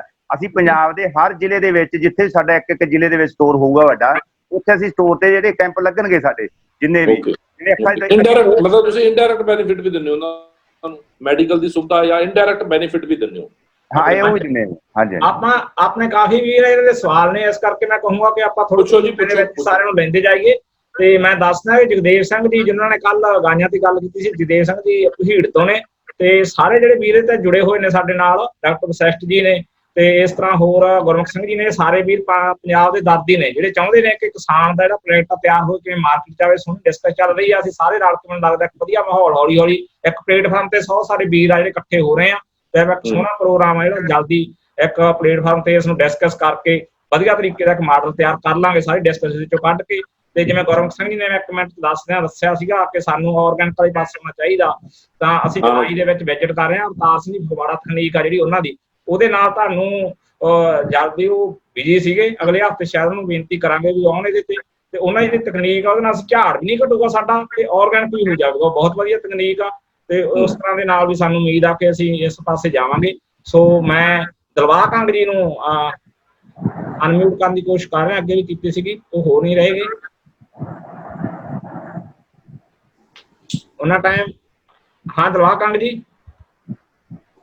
ਹਾਂਜੀ ਸਰ। ਹੈਲੋ। ਹਾਂਜੀ ਬੋਲੋ ਜੀ, ਆ ਰਹੀ ਹੈ ਆਵਾਜ਼ ਜੀ ਸਰ? ਆਵਾਜ਼ ਆ ਰਹੀ ਹੈ ਸਰ? ਹਾਂਜੀ ਪੁੱਛੋ ਜੀ, ਸਵਾਲ ਪੁੱਛੋ। ਦਿਲਬਾਗ ਕੰਗ ਬੋਲ ਰਿਹਾ ਸਰ, ਮਜੀਠੇ ਤੋਂ ਸਰ। ਬਾਕੀ ਜਿਹੜਾ ਸਰ ਤੁਸੀਂ ਜਿਹੜਾ ਉਪਰਾਲਾ ਕਰ ਰਹੇ ਹੋ ਸਰ, ਤੁਸੀਂ ਸਾਰੇ ਵਧਾਈ ਦੇ ਪਾਤਰ ਹੋ। ਡਾਕਟਰ ਰਮਨਦੀਪ ਜੀ, ਬਾਕੀ ਜਿੰਨੇ ਵੀ ਪਾਰਟਿਸਪੈਂਟ ਜੁੜੇ ਨੇ ਸਰ, ਬਹੁਤ ਵਧੀਆ ਉਪਰਾਲਾ। ਦੇਖੋ ਸਰ, ਜਿਹੜਾ ਕਿਸਾਨ ਹੈ ਸਰ, ਇਹ ਜਿਹੜੀ ਆ ਤਰੱਕੀ ਤਾਂ ਹੀ ਕਰ ਸਕਦਾ ਵਾ ਜਿੰਨੇ ਵੀ ਵਿਚੋਲੇ, ਜਿਵੇਂ ਡਾਕਟਰ ਰਮਨਦੀਪ ਜੀ ਕਹਿ ਰਹੇ ਆ ਕਿ ਜਿਹੜੇ ਆਪਾਂ ਜਿਹੜਾ ਪ੍ਰੋਫਿਟ ਹੈ ਸਰ, ਉਹ ਤਾਂ ਜਿਹੜੇ ਵਿਚੋਲੇ ਲੈ ਜਾਂਦੇ ਆ। ਅਸੀਂ ਵਿਚੋਲਿਆਂ ਨੂੰ ਬਾਹਰ ਕੱਢ ਕੇ ਤੇ ਤਾਂ ਹੀ ਇਕਨੋਮਿਕਲੀ ਜਿਹੜਾ ਵਾ ਅਸੀਂ ਜਿਹੜਾ ਵਾ ਤਰੱਕੀ ਕਰ ਸਕਦੇ ਹਾਂ। ਬਾਕੀ ਸਰ ਮੈਂ MA B.Ed MSc IT ਆ ਸਰ, ਔਰ ਸਰ ਮੈਨੂੰ ਜਿਹੜੀ ਜੋਬ ਨਹੀਂ ਮਿਲੀ ਸਰ, ਪ੍ਰਾਈਵੇਟ ਕੰਪਨੀ ਜੋਬ ਕਰਦਾ ਸੀ ਸਰ, ਉਹ ਮੈਂ ਛੱਡ ਦਿੱਤੀ। ਹੁਣ ਸਰ ਮੈਂ ਤਕਰੀਬਨ 3 ਸਾਲ ਤੋਂ ਸਰ ਗੋਟ ਫਾਰਮਿੰਗ ਕਰ ਰਿਹਾ। ਮੈਂ ਡਾਕਟਰ ਰਮਨਦੀਪ ਜੀ ਦੇ ਜਿੰਨੇ ਵੀ ਪ੍ਰੋਗਰਾਮ ਹੈ TV ਚੱਲਦੇ, ਉਹ ਵੀ ਤਕਰੀਬਨ ਮੈਂ ਦੇਖਦਾ ਰਹਿਣਾ ਵਾ, ਔਰ ਮੈਨੂੰ ਇਹਨਾਂ ਤੋਂ ਬਹੁਤ ਹੀ ਮਿਲਦੀ ਹੈ। ਔਰ ਮੈਂ ਤਕਰੀਬਨ ਸਰ ਇਹ ਗੋਟ ਫਾਰਮਿੰਗ ਦੇ ਵਿੱਚ ਮੈਂ ਸੋਚਦਾ ਕਿ ਸਰ ਇੱਕ ਬਹੁਤ ਹੀ ਵਧੀਆ ਜਿਹੜਾ ਬਿਜ਼ਨਸ ਹੈ ਆਉਣ ਵਾਲੇ ਸਮੇਂ ਦੇ ਵਿੱਚ ਇਹਨੂੰ ਫਰਫੁੱਲਤ ਹੋਏਗਾ ਸਰ। ਇਹ ਮੈਂ ਵਾਧਾ ਦੇਖਣਾ ਚਾਹੁੰਦਾ ਸਰ ਇਹਨੂੰ। ਔਰ ਇਹਦੇ ਵਿੱਚ ਜਿੰਨੇ ਵੀ ਪੜ੍ਹੇ ਲਿਖੇ ਜਿਹੜੇ ਲੋਕ ਨੇ ਸਰ ਉਹਦੇ ਵਿੱਚ ਇਹ ਮਤਲਬ ਕਿ ਗੋਟ ਫਾਰਮਿੰਗ ਦੇ ਵਿੱਚ ਆ ਰਹੇ ਨੇ। ਮੈਂ ਸਰ ਡਾਕਟਰ ਰਮਨਦੀਪ ਜੀ ਨੂੰ ਮੈਂ ਇੱਕ ਕੁਐਸਚਨ ਕਰਨਾ ਚਾਹੁੰਦਾ ਸਰ। ਇਹ ਜਿਹੜਾ ਨਾ ਮੈਂ ਤਕਰੀਬਨ 3 ਸਾਲ ਤੋਂ ਸੋਚ ਰਿਹਾ ਹਾਂ। ਮੈਨੂੰ ਸਰ ਜਿਹੜੇ ਮੈਂ ਨਾ ਆਪਣਾ ਜਿਹੜਾ ਪ੍ਰੋਡਕਟ ਆ ਮੈਂ ਸਰ ਲਾਈਵ ਜਿਹੜੀ ਕੋਰਸ ਨੇ ਉਹ ਸਰ ਮੈਂ ਵੇਚਦਾ ਵਾਂ। ਉਹਦੇ 'ਚ ਮੈਨੂੰ ਜਿਹੜਾ ਬੈਨੀਫਿਟ ਸਰ ਇੰਨਾ ਜ਼ਿਆਦਾ ਨਹੀਂ ਹੋ ਰਿਹਾ ਸਰ। ਇਹਦੇ ਬਾਰੇ ਸਰ ਮੈਨੂੰ ਸਲਾਹ ਦਿੱਤੀ ਜਾਵੇ ਕਿ ਸਰ ਮੈਂ ਇਹਨੂੰ ਕਿਵੇਂ ਸਰ ਮਤਲਬ ਕਿ ਮੈਂ ਆਪਣੇ ਜਿਹੜਾ ਬੈਨੀਫਿਟ ਹੈ ਜਿਹੜਾ ਸਰ ਮੇਰੀ ਮਿਹਨਤ ਹੈ ਸਰ ਉਹ ਜਿਹੜੀ ਮੇਰੀ ਮੁੜੇ ਔਰ ਮੈਂ ਵਧੀਆ ਇਹਦੇ 'ਚ ਤਰੱਕੀ ਕਰ ਸਕਾਂ ਸਰ। ਪਲੀਜ਼ ਡਾਕਟਰ ਰਮਨਦੀਪ ਜੀ ਸਰ ਪਲੀਜ਼ ਮੈਨੂੰ ਸਰ ਇਹਦੇ ਬਾਰੇ ਬਿਲਕੁਲ ਮੈਂ ਤੁਹਾਡਾ ਸਵਾਲ ਸਮਝ ਗਿਆ। ਮੈਂ ਇਸ ਸਵਾਲ ਦੇ ਜਵਾਬ 'ਚ ਤੁਹਾਨੂੰ ਇੰਨਾ ਕਹਿਣਾ ਕਿ ਤੁਸੀਂ ਸਿਰਫ ਮੇਰੇ ਨਾਲ ਸੰਪਰਕ ਸਾਧ ਲਓ, ਕਿਉਂਕਿ ਇਹਦਾ ਜਵਾਬ ਬਹੁਤ ਲੰਬਾ ਹੈ। ਵੈਲਿਊ ਚੇਨ ਤੇ ਤੁਹਾਨੂੰ ਪਹਿਰਾ ਦੇਣ ਲਈ ਕਵਾਂਗੇ, ਪਰ ਤੁਸੀਂ ਇਹ ਮੇਰਾ 9814419470 ਤੇ ਮੇਰੇ ਨਾਲ ਅੱਜ 10 ਵਜੇ ਤੋਂ ਬਾਅਦ ਜਦੋਂ ਮਰਜ਼ੀ ਰਾਬਤਾ ਕਰੋ, ਮੈਂ ਤੁਹਾਨੂੰ ਡਿਟੇਲ 'ਚ ਦੱਸੂਗਾ। ਪਰ ਇਹਦਾ ਉੱਤਰ ਇਹੀ ਹੈ ਕਿ ਤੁਹਾਨੂੰ ਵੈਲਿਊ ਚੇਨ ਤੇ ਪਹਿਰਾ ਦੇਣਾ ਪਊਗਾ, ਫਾਰਮ ਟੂ ਫੋਕ ਜਾਣਾ ਪਊਗਾ, ਖਪਤਕਾਰ ਤੱਕ ਸਿੱਧਾ ਅੱਪੜਨਾ ਪਊਗਾ। ਅਸੀਂ ਤੁਹਾਨੂੰ ਦੱਸਾਂਗੇ ਕਿ ਗੋਟ ਫਾਰਮਰਸ ਕਿਵੇਂ ਅੱਪੜਦੇ ਆ ਤੇ ਉਹ ਤੁਹਾਨੂੰ ਇੱਕ ਵਾਰੀ ਉਹਨਾਂ ਨਾਲ ਮਿਲਾਵਾਂਗੇ ਵੀ। ਤੁਸੀਂ ਉੱਥੋਂ ਸਿੱਖ ਸਕਦੇ ਹੋ। ਮੇਰੇ ਨਾਲ ਸੰਪਰਕ ਸਾਧਨ ਲਈ 9814419470 10 ਵਜੇ ਤੋਂ ਬਾਅਦ ਮੈਨੂੰ ਜਦੋਂ ਮਰਜ਼ੀ ਫੋਨ ਕਰ। Okay sir, thank you sir, thank you. ਹਾਂਜੀ ਸ਼ੈਸ਼ਟ ਜੀ। ਹਾਂਜੀ ਡਾਕਟਰ ਸਾਹਿਬ, ਸਾਰੇ ਵੀਰਾਂ ਨੂੰ ਸਤਿ ਸ੍ਰੀ ਅਕਾਲ ਜੀ। ਸਤਿ ਸ਼੍ਰੀ ਅਕਾਲ। ਤੇ ਅਮਰ ਜੀ ਉਹਨਾਂ ਨੂੰ ਵਿਸ਼ੇਸ਼ ਤੌਰ ਤੇ ਇਹ ਇੱਕ ਬੜਾ ਵਧੀਆ ਉਦਮ ਕਰ ਰਹੇ ਆ। ਪੇਂਡੂ ਆਰਥਿਕਤਾ ਨੂੰ ਮੁੜ ਸੁਰਜੀਤ ਕਿਵੇਂ ਕਰੀਏ। ਡਾਕਟਰ ਰਮਨਜੀਤ ਦੀ ਅਗਵਾਈ ਦੇ ਵਿੱਚ ਬੜਾ ਹੀ ਅੱਛਾ, ਬਹੁਤ ਚੰਗਾ। ਮੈਂ ਤੁਹਾਡੇ ਨਾਲ ਐਕਸਪੀਰੀਅੰਸ ਸ਼ੇਅਰ ਕਰਨ ਲੱਗਾ ਇਸ ਕਨਸੈਪਟ ਦੇ ਬਾਰੇ। ਚੰਗੇ ਵੀ ਤੇ ਜਿਸ ਤੋਂ ਬਚ ਕੇ ਮੋੜ ਤੋਂ ਉਹ ਵੀ ਬੜਾ ਜ਼ਰੂਰੀ ਹੁੰਦੇ ਆ। ਜ਼ਿਆਦਾ ਬਚ ਕੇ ਮੋੜ ਤੋਂ ਵਾਲੀ ਗੱਲ ਜਿਹੜੀ ਹੈ ਨਾ ਉਹ ਜ਼ਿਆਦਾ ਨਾਲ ਸ਼ੇਅਰ ਕਰੂੰਗਾ। ਜ਼ਿਆਦਾ ਡਿਟੇਲ ਵਿੱਚ ਨਾ ਜਾਂਦਾ ਹੋਇਆ ਇਹ ਹੈ ਕਿ ਸਾਨੂੰ 90 ਦੇ ਵਿੱਚ ਪਤਾ ਲੱਗ ਗਿਆ ਸੀ ਐਗਰੀਕਲਚਰ ਡਿਪਾਰਟਮੈਂਟ ਵੱਲੋਂ ਇੱਕ ਸੁਸਾਇਟੀ ਬਣਾ ਕੇ ਤੇ ਐਗਰੀਕਲਚਰ ਵਿੱਚ ਕ੍ਰਾਈਸਿਸ ਆਉਣਾ ਬੜਾ ਵੱਡਾ। ਉਹਦੇ ਹੱਲ ਵਿੱਚੋਂ ਇਹ ਵੀ ਗੱਲ ਸਾਹਮਣੇ ਆ ਗਈ ਕਿ ਆਹ ਜਿਹੜਾ ਸਿਸਟਮ ਹੈ ਇਹ ਚਲਾਵਾਂਗੇ ਤੇ ਕਿਸਾਨ ਦੇ ਪੈਰ ਲੱਗਣਗੇ, ਪੰਜਾਬ ਦੇ ਪੈਰ ਲੱਗਣਗੇ। ਉਹ ਕਨਸੈਪਟ ਸੀਗਾ ਕਿ ਕਿਸਾਨ ਆਪਣੀ ਉਪਜ ਨੂੰ ਆਪ ਪ੍ਰੋਸੈਸ ਕਰ ਤੇ ਸਵੈ ਮੰਡੀਕਰਨ। ਇਹ ਤੇ ਡਾਕੂਮੈਂਟ ਬਣੇ, ਗਵਰਨਮੈਂਟ ਇੰਡੀਆ ਨੇ ਅਪਰੂਵਲ ਦੇ ਦਿੱਤੀ, ਪੈਸੇ ਵੀ ਦੇ ਦਿੱਤੇ, ਪਲਾਂਟ ਲੱਗ ਗਏ ਫਾਰਮ ਪ੍ਰੋਡਿਊਸ ਸੋਸਾਇਟੀ। ਜਿਸ ਹਿਸਾਬ ਦੇ ਵਿੱਚ ਸਾਂਝ ਚੱਲੇ ਨੇ ਤੇ ਇਸ ਹਿਸਾਬ ਵਿੱਚ ਚੱਲੇ ਹੋਏ ਆ। ਲੇਕਿਨ ਮੈਂ ਵਿਸ਼ੇਸ਼ ਗੱਲਾਂ ਕੁਝ ਸਾਂਝੀਆਂ ਕਰਨਾ ਚਾਹੁੰਦਾ। ਫੈਪਰੋ ਕਨਸੈਪਟ ਨੂੰ ਜਾਂ ਕੈਫਰੋ ਕਨਸੈਪਟ ਨੂੰ ਇਗਨੂ ਵੱਲੋਂ ਇੰਦਰਾ ਗਾਂਧੀ ਓਪਨ ਯੂਨੀਵਰਸਿਟੀ ਵੱਲੋਂ 81 ਦੇਸ਼ਾਂ ਵਿੱਚ ਪੜ੍ਹਾਇਆ ਜਾਂਦਾ ਫਾਰਮਰ ਕੋਆਪਰੇਟਿਵ ਵਿੱਚ। Government the 100% funding, government of Punjab the, government of India the 100% funding ਨਾਲ ਪ੍ਰੋਜੈਕਟ ਲੱਗਿਆ ਫੈਪਰੋ ਦਾ ਵੀ ਕੈਫਰੋ ਦਾ। ਹੁਣ ਗਾ ਕੀ ਹੋਇਆ, ਕਿਸਾਨ ਆਪਣੀ ਉਪਜ ਦਾ ਆਪ ਮੁੱਲ ਰੱਖਦੇ ਨੇ। ਗੱਲੇ ਆ ਨਾ ਵੀ ਜਿੱਦਾਂ ਡਿਟੇਲ ਵੀ ਨਹੀਂ ਜਾਂਦਾ, ਜਿਹੜਾ ਚਾਹੀਦਾ ਕਿਸਾਨ ਆਪਣੀ ਉਪਜ ਦਾ ਆਪ ਮੁੱਲ ਰੱਖਦੇ ਨੇ ਤੇ ਕਿਸਾਨ ਆਪਣੀ ਉਪਜ ਨੂੰ ਪ੍ਰੋਸੈਸ ਕੀਤੀ ਨੂੰ ਕੀ ਵੇਚਣਾ ਉਹ ਆਪ ਸੁਸਾਇਟੀ ਮੁੱਲ ਰੱਖਦੇ। ਹੁਣ ਵਿੱਚ ਕੀ ਹੋਇਆ ਜਿਹੜਾ ਤੁਹਾਡਾ ਵਿਸ਼ੇਸ਼ ਤੌਰ ਤੇ ਸਾਂਝਾ ਕਰਨਾ, ਫੈਪਰੋ ਵੱਲੋਂ ਇਸ ਉਦਮ ਨਾਲ, ਇਸ ਮੰਚੇ ਨਾਲ ਕੋਈ ਪਹਿਲੀ ਸਟੇਜ ਦੇ ਉੱਤੇ 6 ਪਿੰਡਾਂ ਦੇ ਵਿੱਚ ਮੁੜ ਕੇ ਵਧਾ ਕੇ 12-14 ਪਿੰਡਾਂ ਦੇ ਵਿੱਚ ਆਪਣੇ ਆਊਟਲੈਟ, ਜਿਸ ਤਰ੍ਹਾਂ ਤੁਸੀਂ ਆਪਣਾ ਕਨਸੈਪਟ 2100 ਰੁਪਏ ਵਾਲਾ ਦੱਸਿਆ, ਇਹ ਕਰਕੇ ਇਹ ਲੋਕਾਂ ਨੂੰ ਦੇ ਦਿੱਤੀ, ਫਾਰਮਰ ਨੂੰ ਵਿੱਚ, ਨੌਜਵਾਨਾਂ ਨੂੰ, ਤੁਹਾਡੇ ਜ਼ਿਲ੍ਹੇ ਵਿੱਚ ਵੀ ਦਿੱਤੇ, ਫਰੀਦਕੋਟ ਵਿੱਚ ਵੀ ਦਿੱਤੇ। ਹੋਇਆ ਕੀ, ਉਹਦੇ ਵਿੱਚੋਂ ਚੱਲਦੇ ਰਹੇ ਤੀਜੇ ਸਾਲ ਜਾ ਕੇ ਦੇਖਿਆ ਉਹ ਰਿਕਵਰੀ ਫੈਪਰੋ ਨੂੰ ਜਿਹੜੇ ਆਊਟਲੈਟ ਖੋਲੇ ਸੀ ਉਹਨਾਂ ਦੇ ਵਿੱਚ 50% ਦਿੱਤੀ ਨਹੀਂ, ਮੂਲੇ ਲੈ ਕੇ ਬਹਿ ਗਏ। ਇਹਨਾਂ ਲੈ ਕੇ ਬਹਿ ਗਿਆ ਵੀ ਫੈਪਰੋ ਜਾਂ ਇੱਕ ਸਖਤ ਕ੍ਰਾਈਸਿਸ ਵਿੱਚ ਆ ਗਿਆ। ਇੰਨਾ ਕ੍ਰਾਈਸਿਸ ਵਿੱਚ ਆ ਗਿਆ ਵੀ ਸਾਨੂੰ ਬੈਂਕਾਂ ਕੋਲ ਜਾ ਕੇ ਲੋਨ ਲੈਣਾ ਪਿਆ ਫਿਰ ਪੈਰੀ ਆਉਣ ਵਾਸਤੇ। ਬਟ ਚਲੋ ਉਹ ਬੰਦੇ ਮੁੱਕਰੇ ਗਏ ਜੀ, ਗੱਲ ਆਪਾਂ ਲਾਈਏ। ਇੱਥੋਂ ਤੁਸੀਂ ਬਚਣਾ, ਕਿੱਦਾਂ ਬਚਣਾ ਉਹ ਬਾਅਦ ਕਿਸੇ ਨੂੰ ਡਿਸਕਸ ਕਰਨਾ। ਅਗਲਾ ਪਾਰਟ, ਜਿੱਥੇ ਉਹ ਮੁੱਕਰ ਗਏ ਉਹਦਾ ਸਾਨੂੰ ਘਾਟਾ ਇੰਨਾ ਪੈ ਗਿਆ, ਸੁਸਾਇਟੀਆਂ ਨਹੀਂ ਟੋਲਰੇਟ ਕਰ ਸਕਦੀਆਂ ਹੁੰਦੀਆਂ। 14-15 ਲੱਖ ਦਾ ਘਾਟਾ ਕੋਈ ਸੁਸਾਇਟੀ ਟੋਲਰੇਟ ਨਹੀਂ ਕਰ ਸਕਦੀ। ਤੁਹਾਡੀ ਵਰਕਿੰਗ ਕੈਪੀਟਲ ਚਲ ਗਈ, ਐ ਨਹੀਂ ਹੋ ਹਿੰਮਤ ਹੋਈ। But at the same time ਜਿਹੜੀ ਕੁਆਲਿਟੀ ਆਫ ਦਾ ਪ੍ਰੋਡਕਟ ਸੀ ਨਾ, ਉਹ ਘਰ ਕਰ ਗਈ। ਜਿਹੜੇ ਲੋਕਾਂ ਨੇ ਤੁਹਾਡੇ ਜ਼ਿਲ੍ਹੇ ਵਿੱਚ ਵੀ ਲਏ ਜਾਂ ਬਾਕੀ ਇੱਥੇ ਹੁਸ਼ਿਆਰਪੁਰ ਵੀ ਲਏ, ਉਹ ਇਹ ਘਰ ਇੰਨਾ ਕਰ ਗਈ ਵੀ ਔਨ ਐਵਰੇਜ ਲੋਕ ਸਾਡੇ ਆਊਟਲੈਟ ਤੋਂ ਲੈ ਜਾ ਕੇ ਆਪਣੇ ਸੁਸਾਇਟੀ ਤੋਂ ਲੈਣਾ ਪਏ। ਫਿਰ ਆਪਣੇ ਆਊਟਲੈਟ ਖੋਲ ਕੇ ਉਹਦੇ ਨਾਲ ਫਿਰ ਕਿਉਂਕਿ ਕੁਆਲਿਟੀ ਲਿਸਟ ਹੋ ਗਈ ਤੇ ਉਹਦੇ ਨਾਲ ਪੈਰ ਇਸ ਵੇਲੇ ਮੌਜੂਦਾ ਹੈ ਵੀ ਕਿਸਾਨ ਆਪਣੀ ਹਲਦੀ ਨੂੰ ਪ੍ਰੋਡਿਊਸ ਕਰਦੇ ਆ, ਪ੍ਰੋਸੈਸ ਕਰਦੇ ਆ ਤੇ ਮਾਰਕੀਟ ਕਰਦੇ ਆ। ਬਿਲਕੁਲ ਜੋ ਰੈਗੂਲੇਟਰੀ ਉਹ ਸਾਰਾ ਕੁਝ ਲਾਉਂਦਾ। ਬਟ ਤੁਹਾਡਾ ਕੋਈ ਕਿਦੋਂ ਕੋਈ ਬਾਹਰੋਂ ਕਨੇਡਾ ਕਰਦਾ ਕੀ ਆ ਕਿ ਹੈ ਕਿ ਇਸ ਵੇਲੇ ਸਾਡਾ ਸਿਸਟਮ ਹੈ ਕਿ ਜਿੰਨੀ ਹਲਦੀ ਸਾਨੂੰ ਚਾਹੀਦੀ YouTube ਤੇ ਹੋ ਰਿਹਾ। ਆਪਣੇ ਤੁਸੀਂ ਨਾ ਅਟੈਂਡ ਮੈਨੂੰ ਕਰੋ, ਆ ਵੀਰ ਨੂੰ ਰਹਿਣ ਦਿਓ। ਹੈਲੋ, ਹਾਂਜੀ ਕਰੀਏ ਤੁਹਾਡੇ ਵੱਲ ਨਹੀਂ ਕਰੀਏ ਮੈਂ ਤੁਹਾਡਾ ਕਹਿੰਦੇ ਉਹ ਵੀਰ ਵੀ ਤੁਹਾਡਾ ਨਹੀਂ ਉਹ ਮੈਨੂੰ ਪੁੱਛੀ ਜਾਂਦੇ ਕਿੱਥੋਂ ਬੋਲਦੇ, ਮੈਂ ਤਾਂ ਕਰਕੇ ਦੱਸਿਆ ਸੀ। ਜਾਂ ਵੀ ਉਹਨਾਂ ਨਾਲ ਗੱਲ ਕਰ ਲਓ, ਭੱਗੇ ਕਰ ਲਓ। ਨਹੀਂ ਤੁਹਾਡੇ ਨਾਲ ਕਰ ਰਹੇ ਹਾਂ, ਚਲੋ ਕਰ ਲਈ। ਨਹੀਂ ਦੱਸ ਤੁਹਾਡੇ ਨਾਲ ਕਰ ਰਹੇ ਹਾਂ ਕਿਉਂਕਿ ਤੁਸੀਂ ਇੱਕ ਬੜਾ ਵੱਡਾ ਉਦਮ ਲੈ ਕੇ ਚੱਲੇ ਹੋ। ਹਾਂਜੀ, ਇਸ ਵੇਲੇ ਵੀ ਜਿੰਨੀ ਪ੍ਰੋਡਿਊਸ ਹੋ ਰਹੀ ਹੈ ਹਲਦੀ ਦੀ, ਸਾਡੇ ਕੋਲ ਉਹਨੇ ਪੂਰੀ ਨਹੀਂ ਹੋ ਰਹੀ। ਸਾਨੂੰ ਹੋਰ ਡਿਮਾਂਡ ਹੁੰਦੀ ਆ ਹਲਦੀ ਦੀ ਜਿੰਨੀ ਚਾਹੀਦੀ। ਠੀਕ ਹੈ, 1400 ਟਨ ਦੀ ਕਪੈਸਿਟੀ ਆ ਹਲਦੀ ਦੇ ਪਲਾਂਟ ਦੀ, 400 ਟਨ ਦੀ ਕਪੈਸਿਟੀ ਆ ਸ਼ਹਿਦ ਦੇ ਪਲਾਂਟ। ਸ਼ਹਿਦ ਸਾਨੂੰ ਮਿਲਦਾ, ਜਿਹੜਾ ਸਾਡਾ ਹੁਸ਼ਿਆਰਪੁਰ ਸ਼ਹਿਦ ਵਾਸਤੇ, ਕੁਆਲਿਟੀ ਸ਼ਹਿਦ ਵਾਸਤੇ ਬੜਾ ਮਸ਼ਹੂਰ ਆ, ਮੁੰਡੇ ਕਰਦੇ ਵੀ ਆ। ਸ਼ਹਿਦ ਸਾਨੂੰ ਮਿਲਦਾ ਤੇ ਜਾਂਦਾ।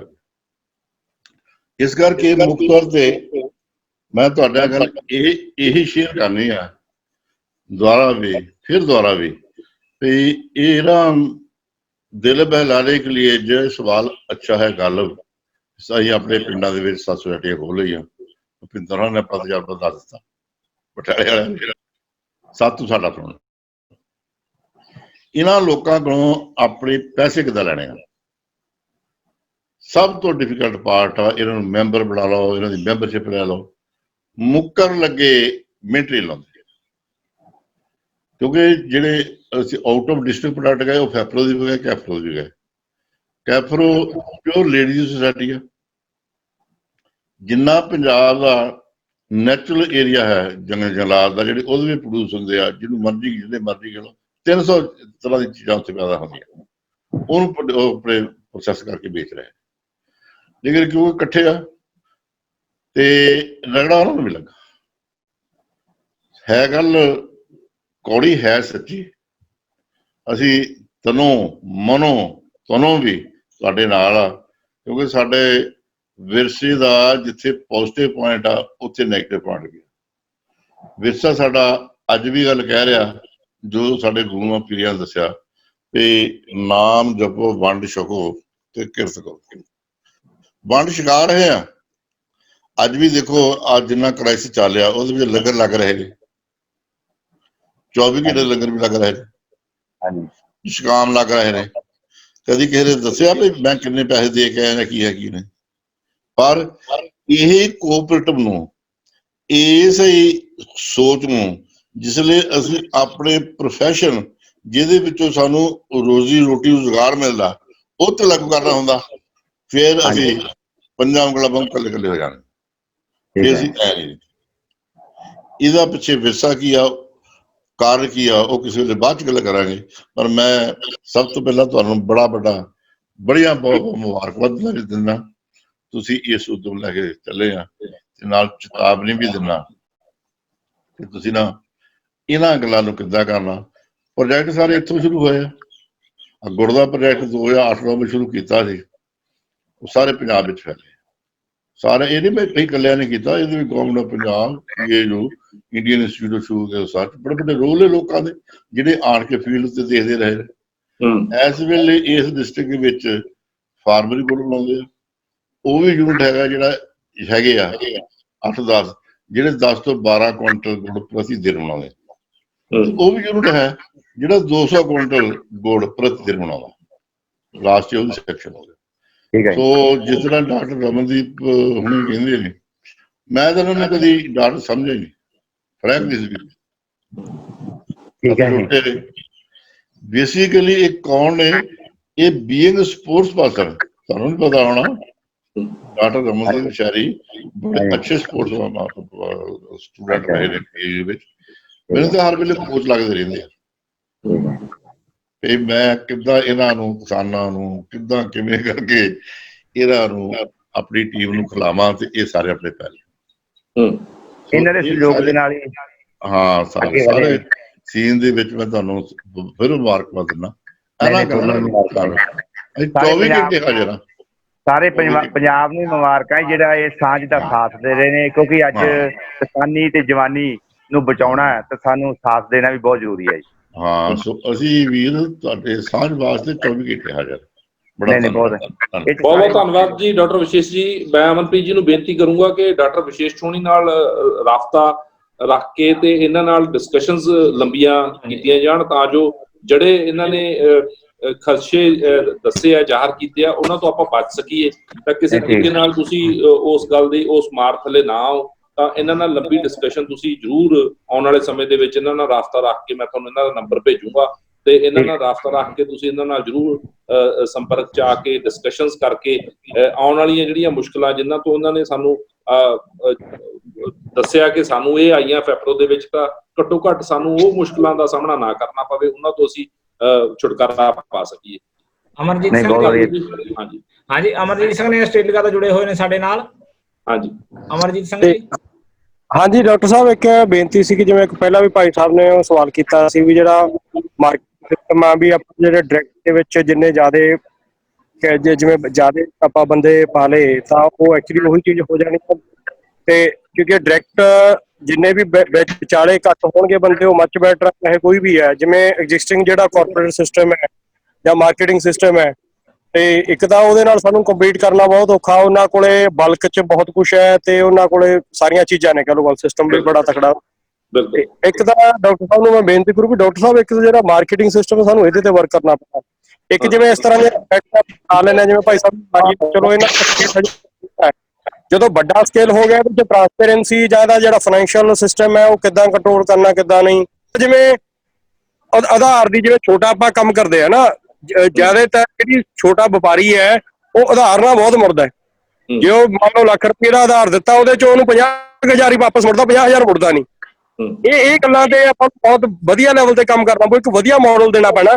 ਕਿਉਂਕਿ ਜਿਹੜਾ ਐਗਜ਼ਿਸਟਿੰਗ ਮਾਰਕੀਟ ਸਿਸਟਮ ਹੈ, ਅਸੀਂ ਅਗਰ ਉਸੇ ਨੂੰ ਅਸੀਂ ਦੂਜੀ ਮਤਲਬ ਕਿ ਅਪਣਾਵਾਂਗੇ ਤਾਂ ਉਹਦੇ ਅਸੀਂ ਜਿਹੜਾ ਉਹਨਾਂ ਨਾਲ ਕੰਪੀਟ ਨਹੀਂ ਕਰ ਸਕਾਂਗੇ। ਜਿਹੜੇ ਮਾਰਕੀਟ 'ਚ ਵੱਡੇ ਵੱਡੇ ਬ੍ਰਾਂਡ ਆ, ਅਸੀਂ ਉਹਨਾਂ ਨਾਲ ਕੰਪੀਟ ਨਹੀਂ ਕਰ ਸਕਾਂਗੇ। ਜਿਵੇਂ ਭਾਈ ਸਾਹਿਬ ਨੇ ਦੱਸਿਆ ਵੀ ਜੇ ਆਪਾਂ ਸਾਰੀਆਂ ਕੋਸਟਾਂ ਪਾ ਕੇ ਸੇਮ ਪ੍ਰਾਈਸ ਤੇ ਅਸੀਂ ਉਹਨਾਂ ਨੂੰ ਪ੍ਰੋਡਕਟ ਦੇਵਾਂਗੇ ਲੋਕਾਂ ਨੂੰ। ਮੈਂ ਤੁਹਾਡੀ ਸਾਰੀ ਗੱਲ ਸਮਝ ਗਿਆ ਜੀ। ਮੈਂ ਇੱਥੇ ਇਸ ਸੰਦਰਭ ਦੇ ਵਿੱਚ ਇਹ ਗੱਲ ਕਹਿਣਾ ਚਾਹੂੰਗਾ ਕਿ ਬਿਲਕੁਲ ਜਿਹੜੇ ਸਾਡੇ ਇਨੋਵੇਟਿਵ ਮਾਰਕੀਟਿੰਗ ਸਿਸਟਮਸ ਹੈਗੇ ਆ, ਅੱਡ-ਅੱਡ ਮਾਡਲ ਆ, ਉਹਨਾਂ ਚੋਂ ਇੱਕ ਇਹ ਮਾਡਲ ਆ। ਦੂਜੀ ਗੱਲ ਹੈ ਕਿ ਜਿਹੜਾ ਤੁਸੀਂ ਦੱਸਿਆ ਨਾ ਡਾਇਰੈਕਟ ਸੈਲਿੰਗ, ਬਿਲਕੁਲ ਜਿਹੜੇ ਛੋਟੇ ਕਿਸਾਨ ਆ, ਬਿਲਕੁਲ ਇਹ ਮਿਥ ਹੈ ਕਿ ਛੋਟੇ ਕਿਸਾਨ ਡਾਇਰੈਕਟ ਸੈਲਿੰਗ ਨਹੀਂ ਕਰ ਸਕਦੇ। ਸਾਡੇ ਕੋਲੇ ਹਜ਼ਾਰਾਂ ਹੀ ਉਦਾਹਰਨਾਂ ਜਿਹਦੇ ਵਿੱਚ ਛੋਟੇ ਕਿਸਾਨਾਂ ਨੇ ਆਪਣੇ ਖਪਤਕਾਰਾਂ ਦਾ ਝੁੰਡ ਲੱਭ ਕੇ ਵਿਚੋਲੀਏ ਕੱਢ ਕੇ ਉਹਨਾਂ ਨੂੰ ਸਿੱਧਾ ਵੇਚਣਾ ਸ਼ੁਰੂ ਕਰਤਾ। ਈਵਨ ਉਹ 80% ਤੱਕ ਕੱਪੜੇ ਹੋਇਆ ਕਿ ਜੋ ਉਹਨਾਂ ਦੀ ਪੈਦਾਵਾਰ ਆ 80% ਉਹ ਸਿੱਧਾ ਵੇਚਦੇ ਆ ਤੇ 20% ਟ੍ਰੈਡੀਸ਼ਨਲ ਸਿਸਟਮ 'ਚ ਵੇਚਦੇ ਆ। ਪਰ ਸ਼ੁਰੂਆਤੀ ਦੌਰ 'ਚ ਹਮੇਸ਼ਾ ਅਸੀਂ 5% ਤੋਂ ਸ਼ੁਰੂ ਕਰਨ ਨੂੰ ਕਹਿੰਦੇ ਆ, ਹੌਲੀ ਹੌਲੀ ਵਧਣ ਨੂੰ ਕਹਿੰਦੇ ਆ, ਕਿਉਂਕਿ ਸਿੱਧਾ ਵੇਚਣਾ ਬਹੁਤ ਔਖਾ ਕੰਮ ਆ। ਕੰਜ਼ਿਊਮਰ ਨੂੰ ਸਿੱਧਾ ਵੇਚਣਾ ਉਹਦੀ ਬਹੁਤ ਮਿਹਨਤ ਚਾਹੀਦੀ ਆ। 5% ਤੋਂ ਸਟਾਰਟ ਕਰਕੇ 80 ਤੱਕ ਜਾਣਾ ਹੁੰਦਾ। ਪਰ ਜੇ ਮੈਂ ਉਲਟਾ ਕਹਿ ਦੇਵਾਂ ਕਿ 80% ਤੁਸੀਂ ਆਪਣੀ ਸੋਚ ਨੂੰ ਬਦਲ ਲਓ ਤਾਂ ਫੇਲਿਅਰ ਦੇ ਚਾਂਸਸ ਜ਼ਿਆਦਾ ਹੈ। ਇਹ ਬੇਨਤੀ ਮੈਂ ਇੱਥੇ ਤੁਹਾਡੇ ਸਵਾਲ ਦੇ ਜਵਾਬ ਦੇ ਵਿੱਚ ਇਸ ਸੰਦਰਭ ਦੇ ਵਿੱਚ ਕਰਨਾ ਚਾਹੁੰਦਾ ਕਿ ਜਦੋਂ ਵੀ ਸਾਡੇ ਮਾਡਲ ਨੂੰ ਫੋਲੋ ਕਰਨਾ, ਮੰਡੀਕਰਨ ਦਾ ਕੋਈ ਵੀ ਮਾਡਲ ਆ ਉਹਨੂੰ ਫੋਲੋ ਕਰਨਾ, ਅਸੀਂ 5% ਤੋਂ ਮੁੜਾ ਸਟਾਰਟ ਕਰਦੇ ਹਾਂ, ਯੂ ਟਰਨ ਦਵਾਉਂਦੇ ਹਾਂ ਜ਼ਿਮੀਦਾਰ ਨੂੰ ਕਿ 5% ਸਾਡੇ ਕਹੇ ਦੇ ਹਿਸਾਬ ਨਾਲ ਚੱਲਣ ਦੀ ਕੋਸ਼ਿਸ਼ ਕਰੋ। ਹੌਲੀ ਹੌਲੀ ਜਦੋਂ 5% ਚ ਕਾਮਯਾਬ ਹੁੰਦਾ, 5 ਤੋਂ 7, 7 ਤੋਂ 10, 10 ਤੋਂ 15, ਫਿਰ 15 ਤੋਂ 30, ਫਿਰ 30 ਤੋਂ 60, ਫਿਰ 60 ਤੋਂ 100%। ਇਹ ਜਿਹੜਾ ਜੰਪ ਆ ਬਾਅਦ ਚੋਂ ਜਾ ਕੇ ਵੱਡਾ ਹੋ ਜਾਂਦਾ। ਉਹਦੇ ਵਿੱਚ ਜਿੰਨੀਆਂ ਵੀ ਤੁਹਾਡੇ ਸਵਾਲਾਂ ਦੇ ਜਵਾਬ ਹੈ, ਤੁਹਾਡੇ ਸਵਾਲ ਦੇ ਸਾਰੇ ਜਵਾਬ ਇਸ ਗੱਲ ਦੇ ਵਿੱਚ ਹੈ ਕਿ ਹੌਲੀ ਹੌਲੀ ਉਹਨੂੰ ਸਾਰੀ ਗੱਲ ਦੀ ਸਮਝ ਪੈ ਜਾਂਦੀ ਆ। ਆਧਾਰ ਨਹੀਂ ਦੇਣਾ ਇਹ ਵੀ ਸਮਝ ਪੈ ਜਾਂਦੀ ਹੈ, ਤਾਂ ਹੀ ਅਸੀਂ 5% ਤੋਂ ਸਟਾਰਟ ਕਰਨਾ ਸ਼ੁਰੂ ਕਰਦੇ ਹਾਂ। ਕਿਉਂਕਿ ਆਧਾਰ ਤਾਂ ਅਸੀਂ, ਮੇਰੀ ਪਹਿਲੀ ਗੱਲ ਇਹ ਹੁੰਦੀ ਆ ਹਮੇਸ਼ਾ, ਜਿੰਨੇ ਨੇ ਵੀ ਮੈਨੂੰ ਸੁਣਿਆ, ਮੈਂ ਹਮੇਸ਼ਾ ਇਹ ਕਹਿਣਾ ਕਿ ਨਾ ਵੇਚਣਾ ਵਾਰਾ, ਉਧਾਰ ਨਹੀਂ ਦੇਣਾ। ਅਸੀਂ ਗੱਲ ਹੀ ਇੱਥੋਂ, ਆਪਣਾ ਲੈਕਚਰ ਹੀ ਮੈਂ ਹਮੇਸ਼ਾ ਇੱਥੋਂ ਸਟਾਰਟ ਕਰਦਾ ਕਿ ਨਹੀਂ ਵੇਚਣਾ, ਫੇਲ ਹੋ ਜਾਓ, ਪਹਿਲੇ ਦਿਨ ਫੇਲ ਹੋ ਜਾਓ, ਮੈਨੂੰ ਉਸ ਗੱਲ ਦਾ ਕੋਈ ਅਫਸੋਸ ਨਹੀਂ। ਉਹਦਾ ਰੀਜ਼ਨ ਕੀ ਹੈ ਕਿ ਅਸੀਂ 5% ਬਦਲਣ ਨੂੰ ਕਹਿੰਦੇ ਆ। ਜੇ 5% ਜ਼ਿਮੀਂਦਾਰ ਆਪਣੀ ਜਿਣਸ ਨੂੰ ਬਦਲੂਗਾ ਤਾਂ ਜੇ ਉਹਨੂੰ ਘਾਟਾ ਵੀ ਪੈ ਜਾਊਗਾ ਤਾਂ ਕਦੇ ਉਹਨੂੰ ਦੁੱਖ ਨਹੀਂ ਲੱਗੂਗਾ, ਕਿਉਂਕਿ ਉਹ 5% ਮਿਕਦਾਰ ਆ ਨਾ। ਤਾਂ ਫਿਰ ਉਹਦੇ ਵਿੱਚ ਉਹ ਸਿੱਖ ਜਾਂਦਾ ਕਿ 5% ਜੋ ਯਾਰ ਆਧਾਰ ਦੇ ਵਿੱਚ ਮੈਨੂੰ ਇੰਨਾ ਨਹੀਂ ਮੁੜਿਆ, ਫਿਰ ਉਹ ਸਾਡੀ ਗੱਲ ਨੂੰ ਸੈਕੰਡ ਸਟੇਜ ਦੇ ਵਿੱਚ 100% ਫੋਲੋ ਕਰਦਾ, ਡਿਸਪਲਿਨ ਚ ਫੋਲੋ ਕਰਦਾ। ਮੈਂ ਹਮੇਸ਼ਾ ਇਹ ਗੱਲ ਕਹਿੰਦਾ ਭੁਪਿੰਦਰ ਜੀ, ਜਿੰਨੇ ਵੀ ਸਰੋਤੇ ਸੁਣ ਰਹੇ ਆ ਉਹਨਾਂ ਨੂੰ ਇਸ ਗੱਲ ਦਾ ਪਤਾ ਹੈ ਕਿ ਇਹ ਗੱਲ ਹਮੇਸ਼ਾ ਹੀ ਅਸੀਂ ਬਚਦੇ ਆ ਕਿ ਆਧਾਰ ਨਹੀਂ ਦੇਣਾ, ਉਦੋਂ ਨਾ ਵੇਚੋ, ਜਾਂ ਉਦੋਂ ਟ੍ਰੈਡੀਸ਼ਨਲ ਸਿਸਟਮ ਚ ਜਿੱਦਾਂ ਵੇਚ ਰਹੇ ਉਦਾਂ ਹੀ ਚੱਲੀ ਚੱਲੋ, ਪਰ ਆਧਾਰ ਨਹੀਂ ਦੇਣਾ। ਇਸ ਕਰਕੇ ਤੁਹਾਡੀਆਂ ਸਾਰੀਆਂ ਗੱਲਾਂ ਦਾ ਜਿਹੜਾ ਜਵਾਬ ਹੈ ਉਹ ਇਸ ਗੱਲ ਚ ਆ ਗਿਆ ਕਿ ਸ਼ੁਰੂਆਤ 5% ਤੋਂ ਕਰੋ, ਪਹੁੰਚੋ ਭਾਵੇਂ 100% ਤੱਕ, ਭਾਵੇਂ 70 ਤੱਕ, ਭਾਵੇਂ 60 ਤੱਕ, ਭਾਵੇਂ 50 ਤੱਕ, ਪਰ 5% ਤੋਂ ਸ਼ੁਰੂਆਤ ਜਿਹੜਾ ਸਕਸੈਸ ਕਰ ਲੈਂਦਾ, ਉਹ ਜੇ 10% ਤੱਕ ਵੀ ਪਹੁੰਚ ਜੇ, ਮੈਨੂੰ ਲੱਗਦਾ ਕਿ ਵੀ ਅਸੀਂ ਕਾਮਯਾਬ ਹੋ ਜਾਵਾਂਗੇ। ਹੋਰ ਕੋਈ ਸਵਾਲ ਜੀ? ਡਾਕਟਰ ਸਾਹਿਬ ਇਹਨਾਂ ਨੇ ਇੱਕ ਸਵਾਲ ਕੀਤਾ ਜੀ, ਤੁਸੀਂ ਜਿਵੇਂ ਇੱਕ ਹੋਰ ਬੇਨਤੀ ਹੈ ਜੀ ਮੇਰੀ, ਜਿਵੇਂ ਸਾਡਾ ਐਗਜ਼ਿਸਟਿੰਗ ਮੰਡੀਕਰਨ ਸਿਸਟਮ ਆ ਜਿਹੜਾ ਪੰਜਾਬ ਦਾ ਹੈ ਉਹ ਬੜਾ ਵਧੀਆ, ਜਿਵੇਂ ਤੁਸੀਂ ਲੋਕਲ, ਜਿਵੇਂ ਆਪਾਂ ਕਣਕ ਝੋਨਾ ਵੇਚਦੇ ਹਾਂ ਨਾ, ਕਿਉਂ ਨਾ ਅਗਰ, ਚਲੋ ਇਹ ਆਪਣੇ ਬਸ ਦੀ ਗੱਲ ਤਾਂ ਹੈ ਨਹੀਂ, ਆਪਾਂ ਵੈਸੇ ਇੱਕ ਇਹ ਵਿਊ ਪੁਆਇੰਟ ਹੈ ਮੇਰਾ ਵੀ ਕਿਉਂ ਨਾ ਜਿਹੜਾ ਐਗਜ਼ਿਸਟਿੰਗ ਮੰਡੀਕਰਨ ਸਿਸਟਮ ਹੈ ਇਹਨੂੰ ਹੋਰ ਟਰਾਂਸਪੇਰੈਂਟ ਤੇ ਹੋਰ ਸਟਰੈਂਥ ਕੀਤਾ ਜਾਵੇ ਤਾਂ ਇਹ ਮਾਡਲ ਬਹੁਤ ਵਧੀਆ ਜੀ। ਇਹ ਬਹੁਤ ਇਹ ਤੁਹਾਡਾ ਸਵਾਲ ਬਿਲਕੁਲ ਠੀਕ ਹੈ, ਪਰ ਇਸ ਸਵਾਲ ਦੇ ਸੰਦਰਭ ਦੇ ਵਿੱਚ ਇਹ ਇੱਕ ਅੱਡ ਏਜੰਡਾ, ਇਸ ਏਜੰਡੇ ਤੇ ਗੱਲ ਕੀਤੀ ਜਾ ਸਕਦੀ ਹੈ, ਕਿਉਂਕਿ ਇਹ ਏਜੰਡਾ ਬਿਲਕੁਲ ਟੋਟਲੀ ਡਿਫਰੈਂਟ ਹੈ। ਇਹ ਬਹੁਤ ਲੰਬੀ ਚੌੜੀ ਗੱਲ ਹੋ ਜੂਗੀ, ਪਾਲਿਸੀ ਮੇਕਰਸ ਦੇ ਹੱਥ ਦੇ ਵਿੱਚ ਆ, ਪਾਲਿਸੀ ਆਲਰੇਡੀ ਚੇਂਜ ਹੋ ਚੁੱਕੀ ਆ। ਆਪਾਂ ਇਸ ਸੰਬੰਧ ਦੇ ਵਿੱਚ ਕਿਸੇ ਹੋਰ ਟਾਈਮ ਡਿਸਕਸ਼ਨ ਜ਼ਰੂਰ ਰੱਖਾਂਗੇ। ਕੋਈ ਹੋਰ ਸਵਾਲ ਆ ਤਾਂ ਡਾਕਟਰ ਸਾਹਿਬ ਛੋਟਾ ਜਿਹਾ ਇੱਕ ਦੱਸਣਾ ਚਾਹੁੰਦਾ ਜੀ ਮੈਂ। ਅਮਨਪ੍ਰੀਤ ਜੀ ਅਗਲਾ ਸਵਾਲ ਦੇਖੋ। ਹਾਂਜੀ ਕੋਈ ਹੋਰ ਸਵਾਲ ਕੁਲਦੀਪ ਜੀ? ਹਾਂਜੀ ਬਸ ਲਗਭਗ ਗੁਰਮੁਖ ਸਿੰਘ ਜੀ ਤੁਹਾਡੇ ਕੋਈ ਤਾਂ ਨਹੀਂ ਵਿੱਚ ਅਨਮਿਊਟ ਮੈਂ ਕਰਨ ਲੱਗਾ ਜੀ, ਤੁਹਾਨੂੰ ਹੋ ਨਹੀਂ ਰਹੇਗੀ। ਚਲੋ ਅਮਨਪ੍ਰੀਤ ਜੀ, ਗੁਰਮੁਖ ਸਿੰਘ ਜੀ ਨੇ ਜਿਹੜੇ ਆਪਣੇ ਕੋਧਰੇ ਦੇ ਕੰਮ ਕਰ ਰਹੇ ਬਟਾਲੇ ਤੋਂ ਨੇ ਵੀਰ, ਤੇ ਇਹਨਾਂ ਕੋਲੇ ਬਹੁਤ ਸਾਰੇ ਜਿਹੜੇ ਹੈਗੇ ਆ ਇਹਨਾਂ ਦੇ ਨਾਲ ਲੋਕ ਜੁੜੇ ਹੋਏ ਨੇ ਤੇ ਬਹੁਤ ਇਹਨਾਂ ਨੂੰ ਲੰਬੇ ਸਮੇਂ ਤੋਂ ਤਜਰਬਾ ਗਾ। ਇਹਨਾਂ ਦੇ ਨਾਲ ਮੈਂ ਨੰਬਰ ਤੁਹਾਨੂੰ ਭੇਜੂਗਾ, ਇਹਨਾਂ ਨਾਲ ਤੁਸੀਂ ਜ਼ਰੂਰ ਇਹਨਾਂ ਨਾਲ ਸੰਪਰਕ ਕਰਿਓ ਤੇ ਕਿਸ ਤਰੀਕੇ ਦੇ ਨਾਲ ਅਸੀਂ ਜਿਹੜਾ ਹੈਗਾ ਇਹਨਾਂ ਕੋਲੇ ਵੱਖ-ਵੱਖ ਤਰ੍ਹਾਂ ਦੇ ਵੀਰ ਹੈਗੇ ਨੇ। ਤੇ ਹੋਰ ਕਿਸੇ ਦਾ ਕੋਈ ਸਵਾਲ? ਆਪਾਂ ਹੁਣ ਡਿਸਕਸ਼ਨ ਨੂੰ ਖਤਮ ਕਰ ਲਈਏ ਜੀ, ਟਾਈਮ ਵੀ ਕਾਫੀ ਹੋ ਗਿਆ ਹਨਾ। ਹਾਂ, ਟਾਈਮ ਨੂੰ ਮੱਦੇਨਜ਼ਰ ਰੱਖਦੇ ਹੋਏ ਮੈਨੂੰ ਲੱਗਦਾ ਜੀ ਅੱਜ ਦਾ ਸੈਸ਼ਨ ਆਪਾਂ ਕੰਕਲੂਡ ਕਰੀਏ। ਕੁਲਦੀਪ ਜੀ ਕੰਕਲੂਡ ਕਰੋ। ਛੋਟਾ ਜਿਹਾ ਮੈਂ ਦੱਸਣਾ ਚਾਹੁੰਦਾ ਜੀ, ਸਾਡਾ ਜੋ ਵੀ ਸਾਂਝ ਦਾ ਪ੍ਰੋਜੈਕਟ ਹੈ, ਜੋ ਵੀ ਅਸੀਂ ਸਾਡਾ ਮਾਡਲ ਹੈ, ਇਹ ਸਾਰਾ ਹੀ ਆਨਲਾਈਨ ਹੋ ਰਿਹਾ, A to Z ਆਨਲਾਈਨ ਹੋ ਰਿਹਾ ਸਾਰਾ ਹੀ। ਜੋ ਵੀ ਮੈਂਬਰ ਬਣਨਾ ਉਹ ਵੀ ਆਨਲਾਈਨ ਹੈ, ਜੇ ਕਿਸੇ ਦੀ ਹਿੱਸੇਦਾਰੀ ਪਾਈ ਉਹ ਵੀ ਆਨਲਾਈਨ ਹੈ। ਹਰ ਚੀਜ਼ ਜਿਹੜੀ ਆਨਲਾਈਨ ਹੋ ਰਹੀ ਹੈ ਉਹ 2 ਮਹੀਨੇ ਤੱਕ ਕਿਸੇ ਨੂੰ ਕੋਈ ਵੀ ਡਾਊਟ ਨਹੀਂ ਦੇਵੇਗੀ। ਬਿਲਕੁਲ ਅਸੀਂ ਉਸ ਨੂੰ ਪਰਿਵਾਰਕ ਮੈਂਬਰ ਬਣਾ ਕੇ ਅਸੀਂ ਉਹਨੂੰ ਅੱਗੇ ਲੈ ਕੇ ਜਾਵਾਂਗੇ। ਬਹੁਤ ਅੱਛਾ, ਬਹੁਤ ਅੱਛਾ। ਹਾਂਜੀ ਠੀਕ ਹੈ ਜੀ, ਬਹੁਤ ਧੰਨਵਾਦ। ਬਹੁਤ ਧੰਨਵਾਦ ਜੀ, ਮਿਹਰਬਾਨੀ ਜੀ ਤੁਹਾਡੀ ਵੀ। ਤੁਸੀਂ ਅਗਲੇ ਹਫਤੇ ਫਿਰ ਕੌਣ ਆ ਰਹੇ ਨੇ ਜੀ? ਅਗਲੇ ਹਫਤੇ ਸਾਡੇ ਨਾਲ ਸਰਦਾਰ ਭੁਪਿੰਦਰ ਸਿੰਘ ਜੀ, ਅਮੋਲਕ ਬ੍ਰਾਂਡ ਹੈ ਜੀ, ਸ਼ਹਿਦ ਦਾ ਬ੍ਰਾਂਡ ਆ। ਫਾਰਮ ਟੂ ਫੋਕ ਤੱਕ ਜਿਹੜਾ ਕਨਸੈਪਟ ਆ ਉੱਤੇ ਇਹਨਾਂ ਨੇ ਠੋਕ ਕੇ ਪੈਰਾ ਦਿੱਤਾ। ਅਗਲੇ ਬੁੱਧਵਾਰ ਸਰਦਾਰ ਭੁਪਿੰਦਰ ਸਿੰਘ ਜੀ ਸਾਡੇ ਸਨਮੁਖ ਹੋਣਗੇ। ਹਾਂਜੀ, ਇੱਕ ਹੈਂਡ ਰੇਜ ਆਇਆ ਜੀ ਹੋਰ ਗ੍ਰੀਨ ਦੇ ਨਾਮ ਤੇ, ਕਰ ਲਿਓ ਜੀ 2 ਮਿੰਟ ਦੇ ਵਿੱਚ ਗੱਲ, ਜੇ ਕੋਈ ਤੁਹਾਡੀ ਜ਼ਰੂਰੀ ਹੈ ਤਾਂ। ਇੱਕ ਨਾ ਨਾਮ ਆਪਣਾ ਪਾ ਲਿਆ ਕਰੋ ਆਈਡੀ ਦੇ ਵਿੱਚ, ਪਤਾ ਨਹੀਂ ਲੱਗਦਾ ਕੌਣ ਅਸੀਂ। ਹਾਂਜੀ, ਸਤਿ ਸ਼੍ਰੀ ਅਕਾਲ ਸਰ ਜੀ। ਹਾਂ, ਸਤਿ ਸ਼੍ਰੀ ਅਕਾਲ ਸਰ, ਮੈਂ ਗੌਰਵ ਬੋਲ ਰਿਹਾ ਪਠਾਨਕੋਟ ਤੋਂ ਜੀ। ਹਾਂਜੀ ਗੌਰਵ ਜੀ। ਹਾਂਜੀ ਹਾਂ ਸਰ, ਇਸ ਤਰ੍ਹਾਂ ਸੀਗਾ ਕਿ ਤੁਹਾਨੂੰ ਪਤਾ ਕਿ ਮੈਂ ਪਹਿਲੇ ਆਲਰੇਡੀ ਪਠਾਨਕੋਟ ਦੇ ਵਿੱਚ ਆਪਣੇ ਪ੍ਰੋਡਕਟਾਂ ਦੀ ਮਾਰਕੀਟਿੰਗ ਕਰ ਰਿਹਾ, ਸੈਲਫ ਮਾਰਕੀਟਿੰਗ ਕਰ ਰਿਹਾ ਜੀ। ਹਾਂਜੀ ਸਰ, ਮੈਂ ਉਹਦੇ ਵਿੱਚ ਆਪਣਾ ਮਤਲਬ ਹੁਣ ਸਟicker ਛਪਵਾਉਣ ਜਾ ਰਿਹਾ, ਤੇ ਉਹਦੇ ਵਿੱਚ ਸਰ ਮੈਨੂੰ ਪਹਿਲਾਂ IFSCI ਕੋਡ ਲੈਣਾ ਪਵੇਗਾ ਪਹਿਲਾਂ, ਜ਼ਰੂਰੀ ਹੈ ਜਾਂ ਨਾ? ਤੁਹਾਡੀ ਮਿਕਦਾਰ ਕਿੰਨੀ ਹੈ ਜੀ? ਕਿੰਨਾ ਵੋਲਿਊਮ ਕਿੰਨਾ? ਸਰ, ਮੇਰਾ ਤਾਂ ਆਪ ਦਾ ਝੋਂਡਾ ਜੀ, ਜਿੰਨਾ ਕਿ ਮੇਰੇ ਅੱਗੇ ਕਸਟਮਰ ਲੱਗੇ ਹੋਏ ਆ ਜੀ। ਵਸਤੂ ਕਿਹੜੀ ਹੈ ਜੀ? ਪ੍ਰੋਡਕਟ ਕੀ ਆ? ਸਰ, ਉਹਦੇ ਵਿੱਚ ਮੇਰੇ ਕੋਲ ਦਾਲਾਂ ਨੇ, ਖਾਸ ਕਰਕੇ ਦਾਲਾਂ ਜੀ ਮੇਰੇ ਕੋਲ।